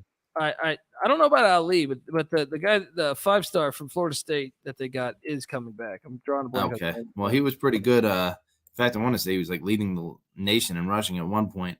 Kalen Laybourne, that's it. Yeah. So Marshall gonna do what they do, make it a physical football game. Is NC State gonna be able to respond to that? I do think the home field advantage helps NC State, but it's gonna be a close game with some upset potential. Dude, I show Marshall's transfer portal. They got one guy, they lost one guy. Who'd they lose? Ali? No, some defensive lineman or something. Oh, okay. Yeah, so it's kind of surprising that both running backs, because they've both proven themselves as very good running backs. So I'm kind of surprised. It sounds to me like they're both coming back. Yeah, I know Colorado just got one of their wideouts, so I don't know. But okay, well, but But yeah, I do think Marshall will be good. Charles Huff, we had Bud Foster on the show, and he was talking about how he thinks Charles Huff's a really good coach, and he's going to be at a P5 soon. So shout out. What's that? Rasheen Ali. Yeah. Ali. Yeah. Was it 2 years ago that he led the nation in running? Yeah. And he was injured last year, and then he came back like late in the season, like week 10 or something like that. So I'm surprised both of them are there, which, well, if they're there, but as far as I see, they are. Yeah. Yeah. All right. Patty C, it jumps back to you. All right. Well, let's take a quick scan of this list. Look, and just in terms of quality of teams, we have to stop sleeping on Mark Stoops. You know, he's proven it year in and year out that he's fielded a competitive team capable of some big wins. And Georgia, you know, has proven that they can have a clunker. And we don't know what the quarterback situation is at Georgia yet. And look, Kansas is a chippy team. So I think even though it's in Athens, I think you need to be careful. And you should be watching this game. Kentucky is a chippy team, you said. Huh? You said Kansas. Yeah. Kentucky's a chippy team. You're right. And the problem for me was it was in Athens. If it was in Lexington, this would have been played a lot higher. They haven't won in Athens. Well, actually, they did get one in 2009. But they've won once in Athens. Wow. Since 1978. And guess what? Hadn't they lost to Florida? Was it? A lot, yeah. Florida 30 years in a row or something. The problem is 10 turn. Well, the problem is in Athens, it hasn't even been close really either. I mean, you got 30-13, 21-0, 42-13, 27-3, 59-17. Need I go on? Again, really. I mean, I'm not arguing against the play at this point in the week, you know, but I just don't know how close this is going to be, especially with the new quarterback and the turnover at Kentucky. Real quick, just for context, Colby, Kentucky was only 7-6 last year, 7-5 in the regular season. They're a decent team, but yeah, it'll probably be an ask. Yeah, they're decent. They're decent for sure. I'm taking you. You know, I think we have a shot at something here, folks. I think we got a shot at Patty C just having a really tough year. Don't tell me FCS versus FBS. Oh yeah. No. Don't get me wrong. This game would make me happy. This game would make me happy. But I actually think I was looking at this earlier this morning, and I said, I don't know if Virginia's going to win a game this year. When I look at the schedule, I'm like, Tennessee lost, James Madison lost, at Maryland lost, NC State lost, at Boston College. It's at Boston College, so I would favor BC. And then you get to this matchup against William & Mary. But then after that, they're at North Carolina, at Miami, Florida, home to Georgia Tech, so maybe at Louisville, home to Duke, and then home to Virginia Tech. I don't know if they're going to win any games this year. Like, there's a chance they could go 0-12. If they're bad, then there's a chance. They were bad last year, and I think they got worse in the portal. Like, they got their best players taken. They didn't really respond well. So when I play William & Mary at Virginia, where Mike London was once the head coach, it's personal for Mike London. He was fired, and now he returns to the scene of the crime. Oh, please, let's go Tribe. And by the way, William & Mary's running this offense that they have two quarterbacks. You know me. I love watching this because I've been saying this shit for fucking decades. I'm excited to watch this. William & Mary at Virginia. Nick, what do you make of it? No faith in Tony Muskett, huh? Not really. I mean, he's an FCS quarterback. He's probably very familiar with William & Mary. I wonder if he's ever played him before. I don't know. No, I think he has. Actually, let me get that right now. We'll talk about the game. I mean, you know, last week in our What the Fuck series, we said no FCS team should be playing an FBS team from week 5 and on. This might be the exception because it could be entertaining. It could be close. So, I don't know. I had other games ranked higher, but hey, it's funny because of the potential misery from one Patty C. Oh, this is there's a decent shot They're going to go winless, I think. I really believe they're going to lose at BC. I think BC is more talented. What's their win total? Did you take a look at that win total yet? I have it up right now. Hold on. Let me see. Look, let me say this. There is no misery for me. My mom went to William & Mary. My dad went to William & Mary. My brother went to William & Mary. My aunts and uncles. I've been down there. I partied my ass off. I partied my ass off at William & Mary more than Virginia. That's a sad state of affairs for Virginia right there. It's a sad statement about UVA. Virginia's sitting at 3.5 over under. Oh, hammer that under. Find me 4 wins. Can you find me 4 wins on that schedule? I don't know, man. This better be one of them. Yeah, find me 4 wins. They find a way. Look, Bronco Mendenhall is not walking through that door. Bronco Mendenhall got them to 8 or 9 wins in their best year. He miraculously got them in the ACC championship game, and that's a coach that has a track record. Tony Elliott doesn't have that track record. They're playing 10 Power 5s because they have Tennessee and Maryland on the schedule. And then their 2 outside of the Power 5 are James Madison, who's way better. James Madison might win that by 5 touchdowns. and then William & Mary, who's an FCS playoff team. This team's going to go. There's no way there's 4 wins on the schedule. You cannot find 4 wins on the schedule. Hammer that under right now. That's a lock. And you know what? It's also not my misery because that would expedite Tony Elliott's exit, who I have kind of lost a little bit of faith in. I'm not like completely. As of a few weeks ago, you're still kind of backing Tony Elliott. It seems like the tides have turned, huh? I'm not completely off board, but but already it's like, hey, you got to get this. I mean, they had some really clunker performances last year, so yeah, it could be. And you're right. That offense kind of got on my radar late in the season for William & Mary last year. They were doing some funny things. Kind of similar to what Lane Kiffin and who's the guy who's Oklahoma's guy now? Jeff Lebby were doing. Sort of, but they also do this thing where they have 2 quarterbacks on the field that are both capable of running, and they snap the ball. So sometimes the quarterback will line up under center, and the ball gets snapped below him to the running backs, which one of the running backs will either hand it off or the other running back will hand it off, but one of them is another quarterback. So they stress the defense out because you have 2 quarterbacks on the field. Because you're under center and in shotgun at the same time. Yes, it's fucking awesome. But William & Mary at Virginia, sign me up for it. All right, let's move along. NC Nick. All right, so it's about time we go back to a weekday game. And look, Friday is awesome. 2 Power 5 games. Wednesday and Thursday is all CUSA. The games aren't great, but hey, let's just, I think we need to give them a shout out for playing these games. So I'm going to choose one of them. I don't know what the best one is, but I think the best one's on Thursday. I guess I'm going to go Sam Houston at Liberty. Yeah, close call. I think Jacksonville State, Middle Tennessee Wednesday was close, but I'm going to go Sam Houston at Liberty. That's a fun little matchup. I mean, I think, again, you have the newness of it because Sam Houston is new to the FBS. But Liberty's been good. I think Sam Houston is legit. They won it in the spring in 2021. Yeah. And Liberty, Jamie Chadwell, I wonder if they're going to regress a little bit in year 1, new system where they run the ball a lot more. And if they're going to regress some, this would be a great spot for Sam Houston to get a win against a team that continues to make bowls year in and year out. So I love this matchup. Patty C, what do you make of Sam Houston State at Liberty taking on the Flamin' Libs?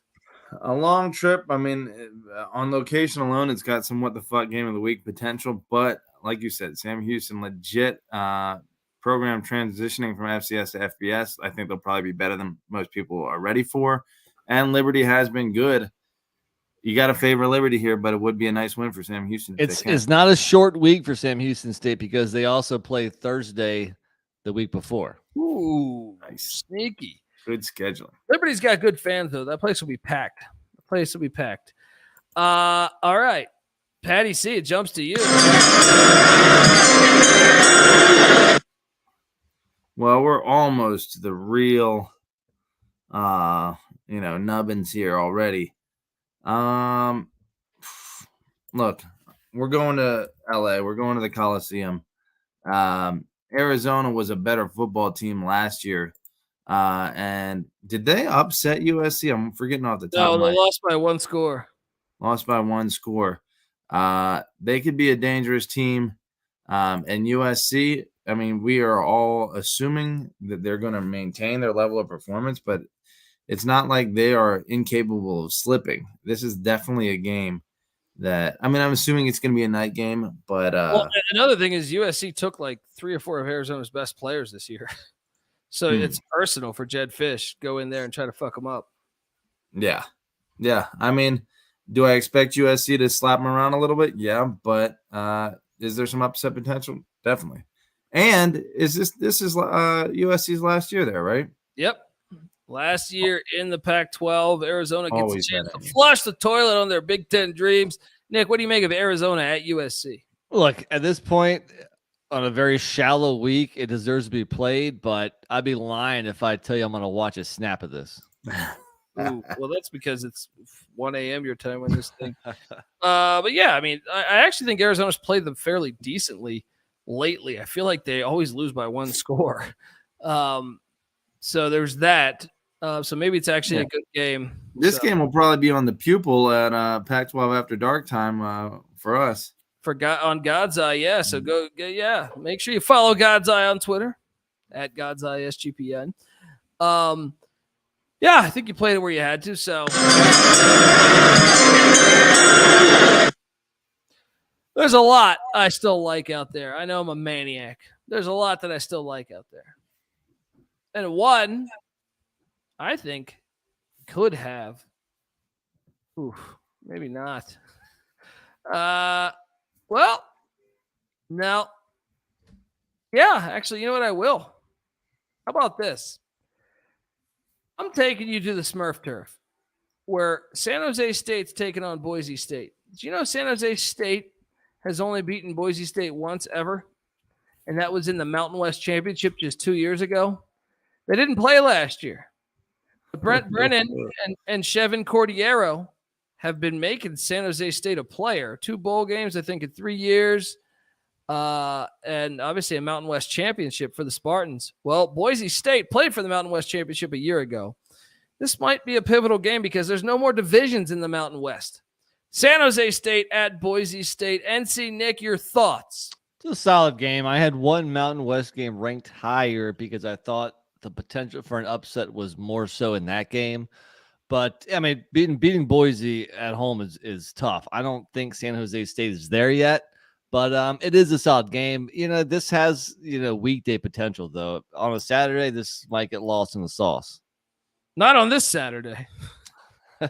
True. I mean, Georgia would be up 40 on Kentucky. So let's just say it, and we can play it later if we want to. But Fresno at Wyoming is the Mountain West game I had ranked a notch higher. I almost played it, but I thought this one might have two. Like, I honestly could see Boise or San Jose State winning the Mountain West. I don't think Wyoming can win it, but I think Fresno. Yeah, that's fair. But I just think the potential for upset. Like, who has a better chance of winning? Yeah, I think Wyoming does. Well, yeah, I was gonna say Wyoming or San Jose State. Probably Wyoming because they're at home. True. Fair. But, Patty C, what do you make of San Jose State, Boise State? Well, I'm curious. Did you guys already just answer this a second ago? Who do we think is better, Fresno or Boise at this point? Well, Fresno beat Boise in the Mountain West Championship last year. So okay. I guess that they lost Hainer. They lost Crop Duster. Yeah, I must say my pick to win the Mountain West is Boise this year, but it's damn close. It's razor thin. And then I actually think you need to watch out for San Jose State, man. I think San Jose State's a good team, man. I think those games are very comparable to each other. I think, but I do think the Smurf trip, I think you're right, is a little tougher place to play. So I might have put Wyoming, Fresno. And that other game's at Wyoming. I think I would have put Fresno at Wyoming above it. But you are high on Brent Brennan. Andy Avalos only 17-9 in 2 years. It's an offensive coach versus a defensive coach. Who gets the better of the other one, do you think, from a coaching standpoint? Or who's ahead of the other? Oh, I think Brennan's ahead of Avalos for sure. But Avalos, I thought, did the right firing at the right time with Tim Plow because they rebounded and had a good season, played for the championship. But And they took some balls to make that call too, to fire him like 3 weeks in. True. And they shifted their whole offensive philosophy. Yeah. They went from like air raid to like a power running team. So they got that mobile quarterback. Yeah, Taylon Green. And don't sleep on Chevin Cordiero for San Jose State. They got some guys. That's actually a good quarterback matchup. Yeah. So that's what I got on the Smurf turf. All right. Look, before we get to the next pick, I want to tell you that the college football experience is brought to you by Talkify. Yeah, life is full of what ifs. What if whatever you're doing in the dating world is just not working out for you? Well, what if you tried something new? Talkify is a new way to meet other serious singles. And let me ask you this, though. What happens if they actually find what you're looking for? Yeah. Because, why do the same thing over and over and over if you know you're going to be set up to fail again? It's time to say goodbye to swiping and bring back the human touch to dating with Talkify. Look, Talkify is the country's #1 modern matchmaking service. It is designed to help you achieve relationship success. And here's how it works. The Talkify matchmakers will meet with you to learn about what you're looking for in a partner. Then they select and screen potential match candidates for you, doing background checks, video interviews, and asking all the tough questions that are maybe too awkward to ask on the first date. And right now, Talkify is offering our listeners 20% off when you become a client at Talkify.com/SGPN. That's TAWKIFY.com/SGPN for 20% off when you become a client. Talkify.com/SGPN. Basically like a recruiting service for, the modern recruiting era. That's what I'm saying. They didn't have the necessary recruitments. Maybe you didn't have the necessary, to quote George W., you didn't have the necessary recruitments. Same time, Patty C., like if you consider yourself as a program, you got a little NIL. You can pay for those recruits. Well, NIL has always been the answer in the dating game. Let's be honest. Good point. Good point. Oh, man. All right. NC Nick, you're on the clock? You're going to go back to the game you're just talking about? Yes. The first ever, or not ever, but the first Wednesday game this year. Let me pick it. And if you guys are going to continue to ignore the weekday games, I won't. Jacksonville State at Middle Tennessee. My guy Rick Stockstill trying to, take him on the inside. And you got Jacksonville State. You got another new team to the FBS. This is a fun Wednesday matchup. I'm a big fan of seeing what Rich Rod could do. I was looking back at their performances yesterday on what Jacksonville State did last year. They were a good football team. They would have been in the FCS playoffs, but they weren't allowed to because of some stupid rules. But they got to go into Johnny Red Floyd Stadium, and nobody goes into Johnny Red Floyd Stadium and just gets a dub. Patty C., what do you make of this one? I like it. Rick Stockstill, a known commodity, been doing it at a winning level for most of his career. Insane fans in Murfreesboro want him gone every year for some reason.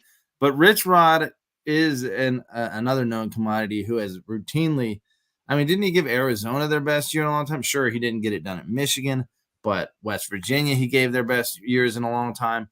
He is Rich Rodriguez. He is the pioneer of the spread offense. And if he gets his quarterback, you got to look out for this team. Love it. And it's on a Wednesday night. You get Rich Rod every Wednesday, Patty C. You got to make some plans. Oh, it's Rich Rod Wednesday. I love it. I'm all in. All right. Well, now take us to your next play, Patty C. Well, we already touched on it a little bit. This is my second to last one. Yeah, I think so. So, whatever. It's just the best game out there. We are talking about Fresno State going to Wyoming. A dangerous spot for the defending Mountain West champion Fresno State Bulldogs. I love this game. Talk about like a game to watch that I wish the world would see. Like this should be a Thursday night because just the uniforms, the styles. This is one of my favorite games. Nick? Yeah, I agree. I just told you before I had as the best Mountain West game of the week, and the Mountain West is a conference that we all love. So, yep, I like it. Fresno State at Wyoming. All right, let's hop on over to the next play. Oh, man.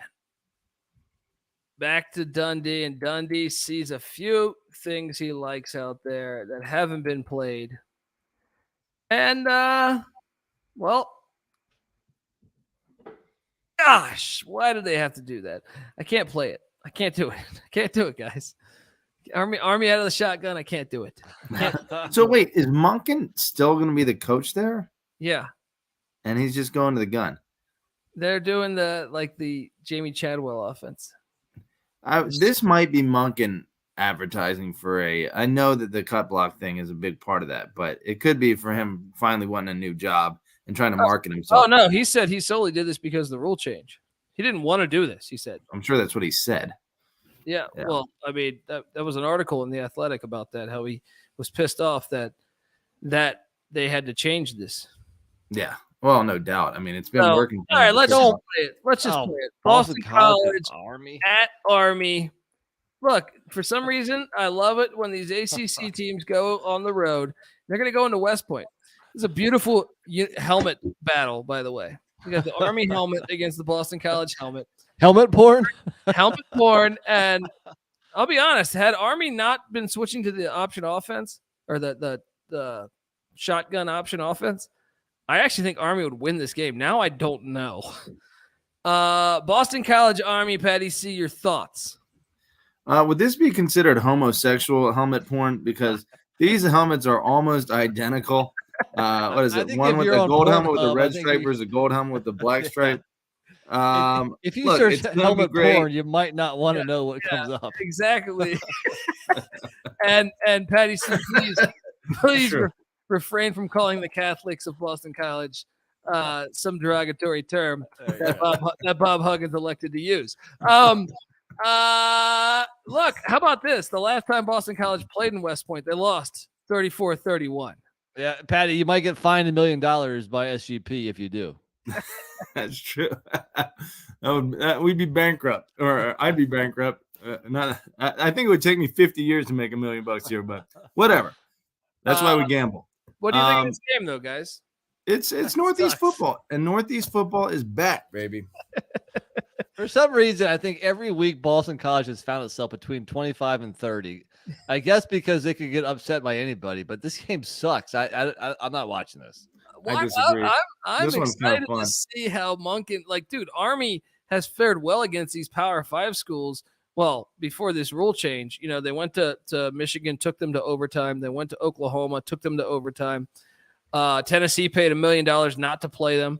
Why not? I mean, come on. Our Army can win this game. I don't know how this offense will look. That's the only – I feel like for sure I would have played it. I might have played it a little higher had they had the triple option. Patty? I agree. I love it. And I think it's fun, and I think it's two of the Northeast's best brands. So I'm in all day for it. All right, there we go. NC Nick on the clock. I'm just going to keep on taking weekday Conference USA games. The other game Thursday, it's not great because we don't know what La Tech is. But at one point, Ruston was a tough environment for people to come into. I'm going to take it Western Kentucky at La Tech. Again, we're not sure what La Tech is anymore, but if they can muster some of that, energy and some of that momentum they had a few years ago, it could be a dangerous little road trip for the Hilltoppers. He's is that CUSA Nick? You sure you're Sunbelt Nick? I think it might be CUSA Nick. Well, no, I'm Sunbelt Nick, but remember from last week, I'm also weekday Nick. Okay, there's a lot of Nicks out there. Eddie C, what do you make of the Hilltoppers coming into Ruston, Louisiana? Well, it's still Tyson Helton, right? And then I don't even know who Louisiana Tech's head guy is off the top of my head. That's how Sonny Cumbie. Oh, Cumbie. Yeah, there's going to be some offense. Honestly, it was for me. It was either this game or Rutgers, Wisconsin. And if you ask me which game I'm going to watch more of, it's going to be the game Thursday night when there's only 2 games. That's true. Honestly, and where some offense is being played. For the and casual we're playing fan, DFS, and if it's only 2 games in DFS, you're going to have a handful of players from this game. Fair. All right. Well, I don't know, buddy. I feel like the other game's better. I knew you would love the other Wednesday game. Yeah. I feel like you played the wrong one, buddy. I'm talking about the airport taking on Jerry Kill and New Mexico State. But you're a hater. That'll get played later. Yeah, don't steal my thunder for next round. All right. Well, Patty C, then it jumps back to you. Well, look, my inner 7-year-old or 8-year-old, whenever it was, still loves a little Atlanta, Miami, MC Hammer, Vanilla Ice. Give me Georgia Tech at Miami. Whatever.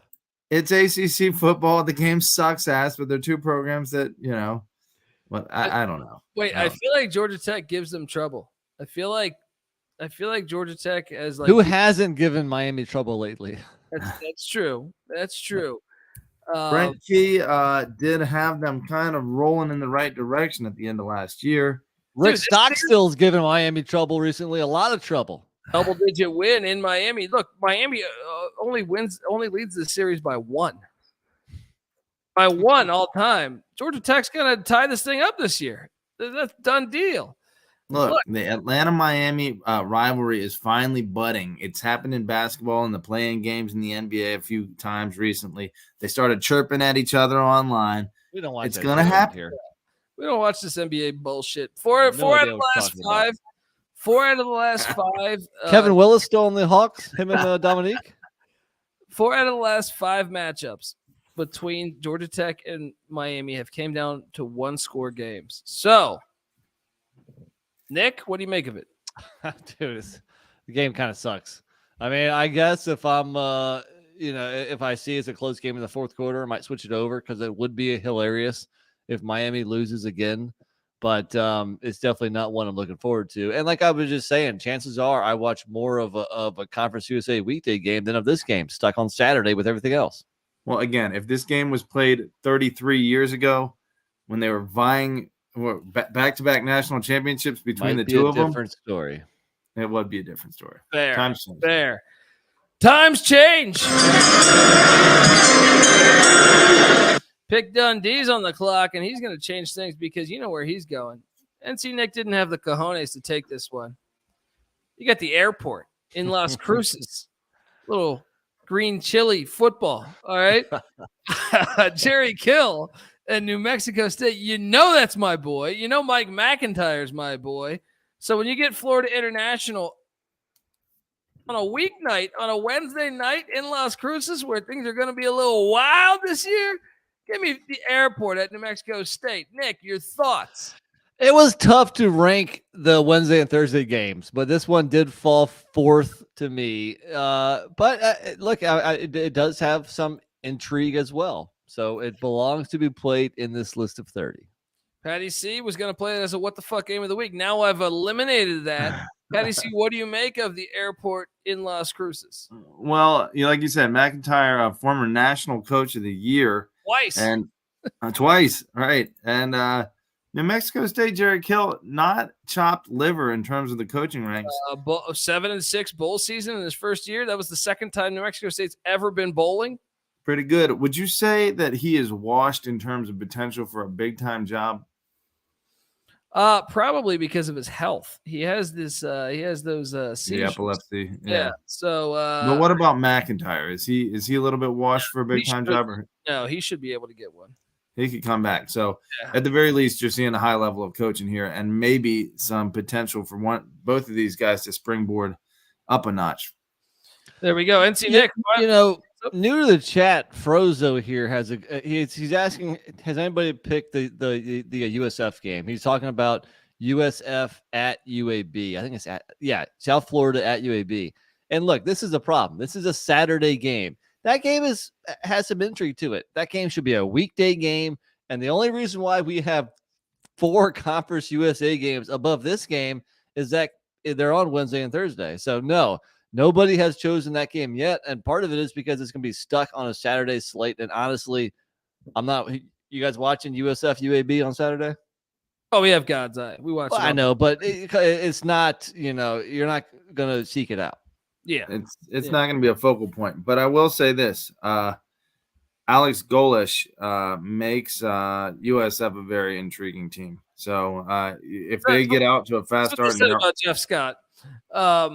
Look, who didn't love watching USF back 10, 15 years ago when they were playing weekday games in the Big East? Matt Grothe, the quarterback. Who's our coach again? Who's our guy? Jim Leavitt. USF was a blast to watch in those weekday Big East games. Oh, they're an inherently likable team. Hell yeah. I would say even more so than UCF, I think. You know what's going to help them a lot?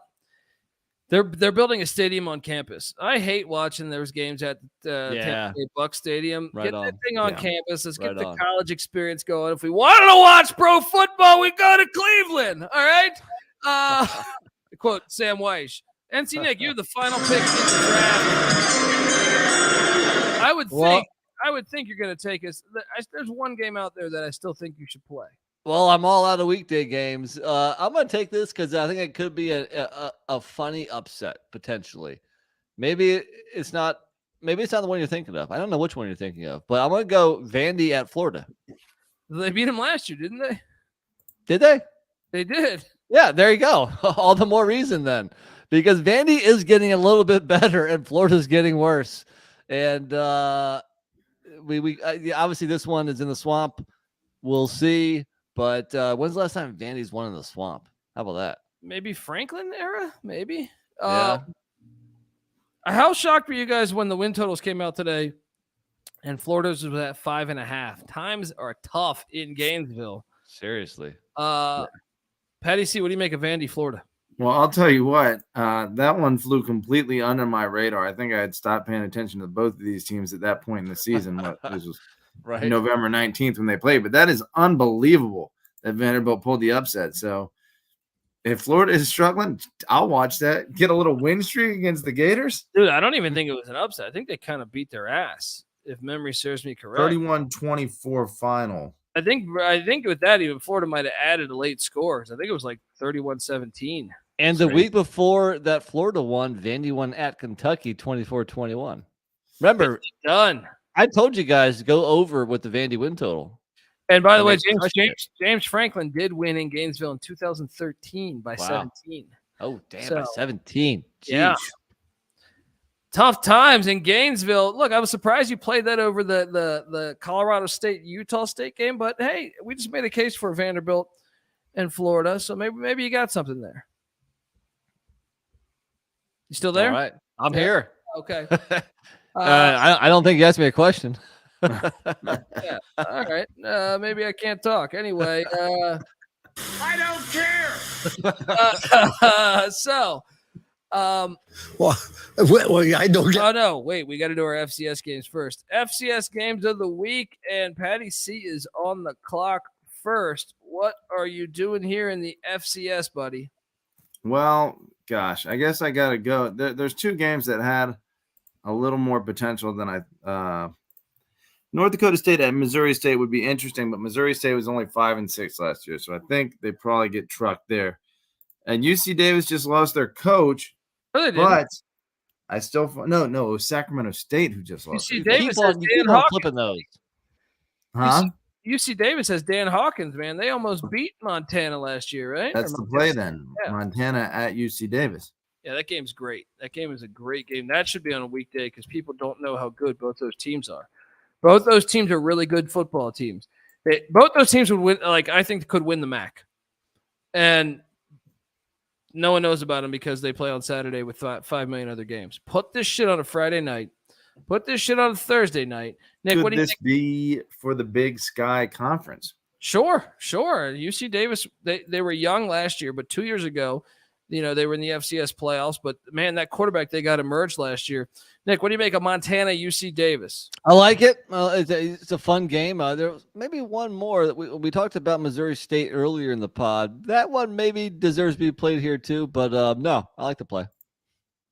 All right, now it jumps on over to Pick Dundee. I'm dying in this fucking country ass fucked up town. Kids flying in my mouth. The fuck, I can't see pollen. Let's get the fuck out of this country, mother. Question is, will NC Nick want to go to this game?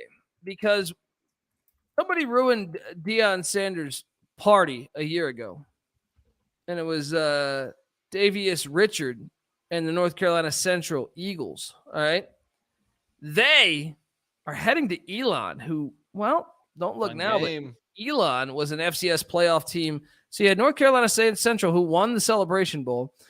Elon, who's an FCS playoff team. Give me this one. NC Nick, what are you doing? Are you going to this game? We got good football going on in the great state of North Carolina. You know, that's a fun matchup too, because it's two totally different cultures.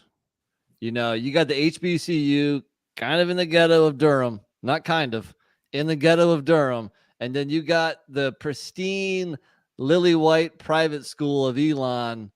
So it's an interesting matchup. I hope NC Central can walk in there and get the W, but it's fun. Nick, Patty C, Elon is in the CAA where they used to beat the tar out of James Madison. What do you make of the Phoenix in this game? You know, I got to give them credit. I'm looking up. I don't have NC Central's, but $35,000 per year at Elon. It's not cheap to go there. You know, I'll have a little racial battle. You know, give me a race war. Appeal to my. Elon's quarterback Matthew McKay is a black quarterback. So as much as you want the whites against the blacks, it seems like we need NC Central to get a white quarterback, and then it's beautiful. Oh, hilarious! North Carolina Central at Elon. All right, NC Nick. I think. Tide turning, as I remember, I was raised in the desert, but tides kind of turn. It's easy to see a tide turn. All right. You know, we were talking. Get a damn clip out of here. We were talking before the pod. Have we ever been to an FCS game? I've never been to an FCS game, but I have in the last couple of years been on the field of two teams. That is the Richmond Spiders and the Maine Black Bears, and they happen to play each other this week. Maine at Richmond. It's a fun game because I've been to both campuses, walked on the field in both spots. So give me that one for personal reasons alone. No, I mean, that's fair. Maine actually has been a really good team. Now, last year they were breaking in a brand new coach. They were 1-6 in one-score games, so they had a terrible year. But damn, if they weren't competitive in every game. And then the Richmond Spiders with Reese Yadinsky were a solid team last year, made the FCS playoffs. And should be a fun one in the CAA. Patty C, what do you make of Maine at Richmond? I mean, as far as FCS goes, these both kind of strike me as a little bit of brand names, you know. Yeah. Maine, a state flagship school and a great mascot, the Bears, and Virginia, Richmond, Virginia's capital city, great uniforms there too. Maine's been a pretty successful program for a while, and Richmond a while back got a national championship under Mike London, so good football, maybe a preview of a playoff matchup. There we go. All right, now we get to our Lou Holtz what the fuck game of the week. Well, I don't get they bring the head cold, but they're counting down 7-6-5. Patty C, you lead the way here. Well, it's not so much that it is that these teams shouldn't be playing each other in the first place, but it's also that this game is not going to be close. There's nothing compelling or cool about it. We got UTSA at Temple in an empty-ass stadium. The Johnny Dawkins game. Remember, he was traded from the Sixers to the Spurs. You know what I mean? This is the Johnny Dawkins Bowl. There you go. We got our angle. UTSA is really good. Temple can move the football. This game might be more exciting than you think, but I also understand that no one will be at this game. And San Antonio to Philadelphia doesn't make a lot of sense. Nick, what do you make of it? I think there's worse games personally. Yeah, I mean, look at Temple and the quarterback E.J. Warner, son of Super Bowl winner MVP Kurt Warner. The last time he took the field, he threw for over 500 yards against ECU. I guess I'm sleeping on that factor. Might I add, ECU gave up over 500 yards to a true freshman quarterback at Temple. A win is a win is a win. So, I think there's worse games. I think this is a swing and a miss, Patty C. All right. Ooh. I'm just saying, San Antonio, Philadelphia. True. One good team versus you could convince me that Temple is an up and coming program, but they have been dog shit for a hot minute. It's going to be an ass whipping, and no one's going to be there to watch it. True. Honestly, there was 2 really bad games this week, and me picking third, I was scrambling to find a third. I didn't know where I was going. So thank you for making it easy for me. There you go. Wow, I'm curious. I try to help. I'm curious because now we jump back. Well, I don't get right. My Lou Holtz what the fuck game of the week is in Evanston, Illinois, where for some stupid reason they're getting rid of this gem of a stadium they got. They want to build some new soccer fucking stadium. The whole city of Chicago's lost me. The Bears doing it and Northwestern doing it. It's all fucking terrible. But I'm going to enjoy one more day in the sun, but this game makes no sense. The Howard Bison are heading to Evanston, Illinois I guess this could Howard win? I mean, Northwestern lost to an FCS last year. I feel like they got to whoop their ass, right? I mean, Howard at Northwestern. Game makes no sense. I think this is an obvious choice.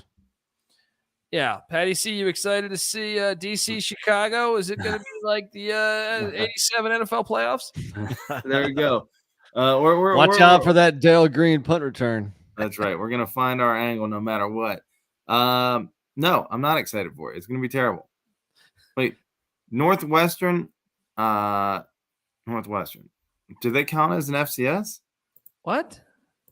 Oh, this is the right. what the fuck game. Yeah. This is what the fuck. Never mind. I'm a little confused there. This is a what the fuck game. Yeah, this guy's doing his edibles. I don't know what's happening over here. All right, NC Nick. Well, I don't get. I remember this is week 6. If this was week 2, it wouldn't be quite as bad. But Western Michigan at Mississippi State. Oh yeah. What the fuck is this going on in week 6? I mean, the game should probably never happen. It doesn't make any sense. But even if it happens, it should be week 1, 2, or 3 or something. SEC is known to look at the worst teams of the MAC. They keep like the schedule open, and then they go and they're like, okay, Akron's terrible. Let's make sure we play them. They don't actually. It's not even for the MAC because they do it also for New Mexico State when they're terrible. And if any of them go to get good, it then switches. They never play Troy. They never play, UAB or something. They look for these shitty teams in the CUSA, the MAC, or independents like UMass. I feel like UMass plays more SEC games. That's what's hilarious too about Jimbo Fisher's comments. UMass probably played Georgia more often than, or these SEC schools more often than they played Georgia. So Western Michigan and Mississippi State. Yeah, Patty C, what do you make of this one? Yeah, I mean you're right. The fact that it's middle of the season, it's a black eye. It's a black eye for the SEC. Shouldn't be played. Mississippi State getting a bye week in here. Snooze fest. Snooze fest, folks. And hopefully this episode wasn't a snooze fest because we're done with it. All right. Subscribe to the College Football Experience as we continue our week-by-week breakdown. Next week we will have week 7, folks. And we did leave Rutgers, Wisconsin out there. I almost played that as my what the fuck game of the week. UConn Rice was on the radar too. Yeah, Rutgers, Wisconsin, UConn, Rice, all on the radar, even Toledo, UMass. Folks, subscribe to the College Football Experience because we're here and breaking down all 133 teams starting in early June. That's just a couple weeks away, folks. You can follow me on Twitter at the Colby D. You can follow Patty C on Twitter at Patty C831. You can follow NC Nick on Twitter at NC__NICK. You can follow the College Football Experience on Twitter at TCE on SGPN. And make sure you check out the College Basketball Experience, the College Baseball Experience. That season's about to really heat up, so check out those podcasts as well. We also host the USFL Gambling Podcast, and I personally host the XFL Gambling Podcast, and I'm a part of the Sports Gambling Podcast Network, so check out all of the stuff that we got going. And, until next week, this is the College Football Experience. You better start thinking about yours. And we out of here. Then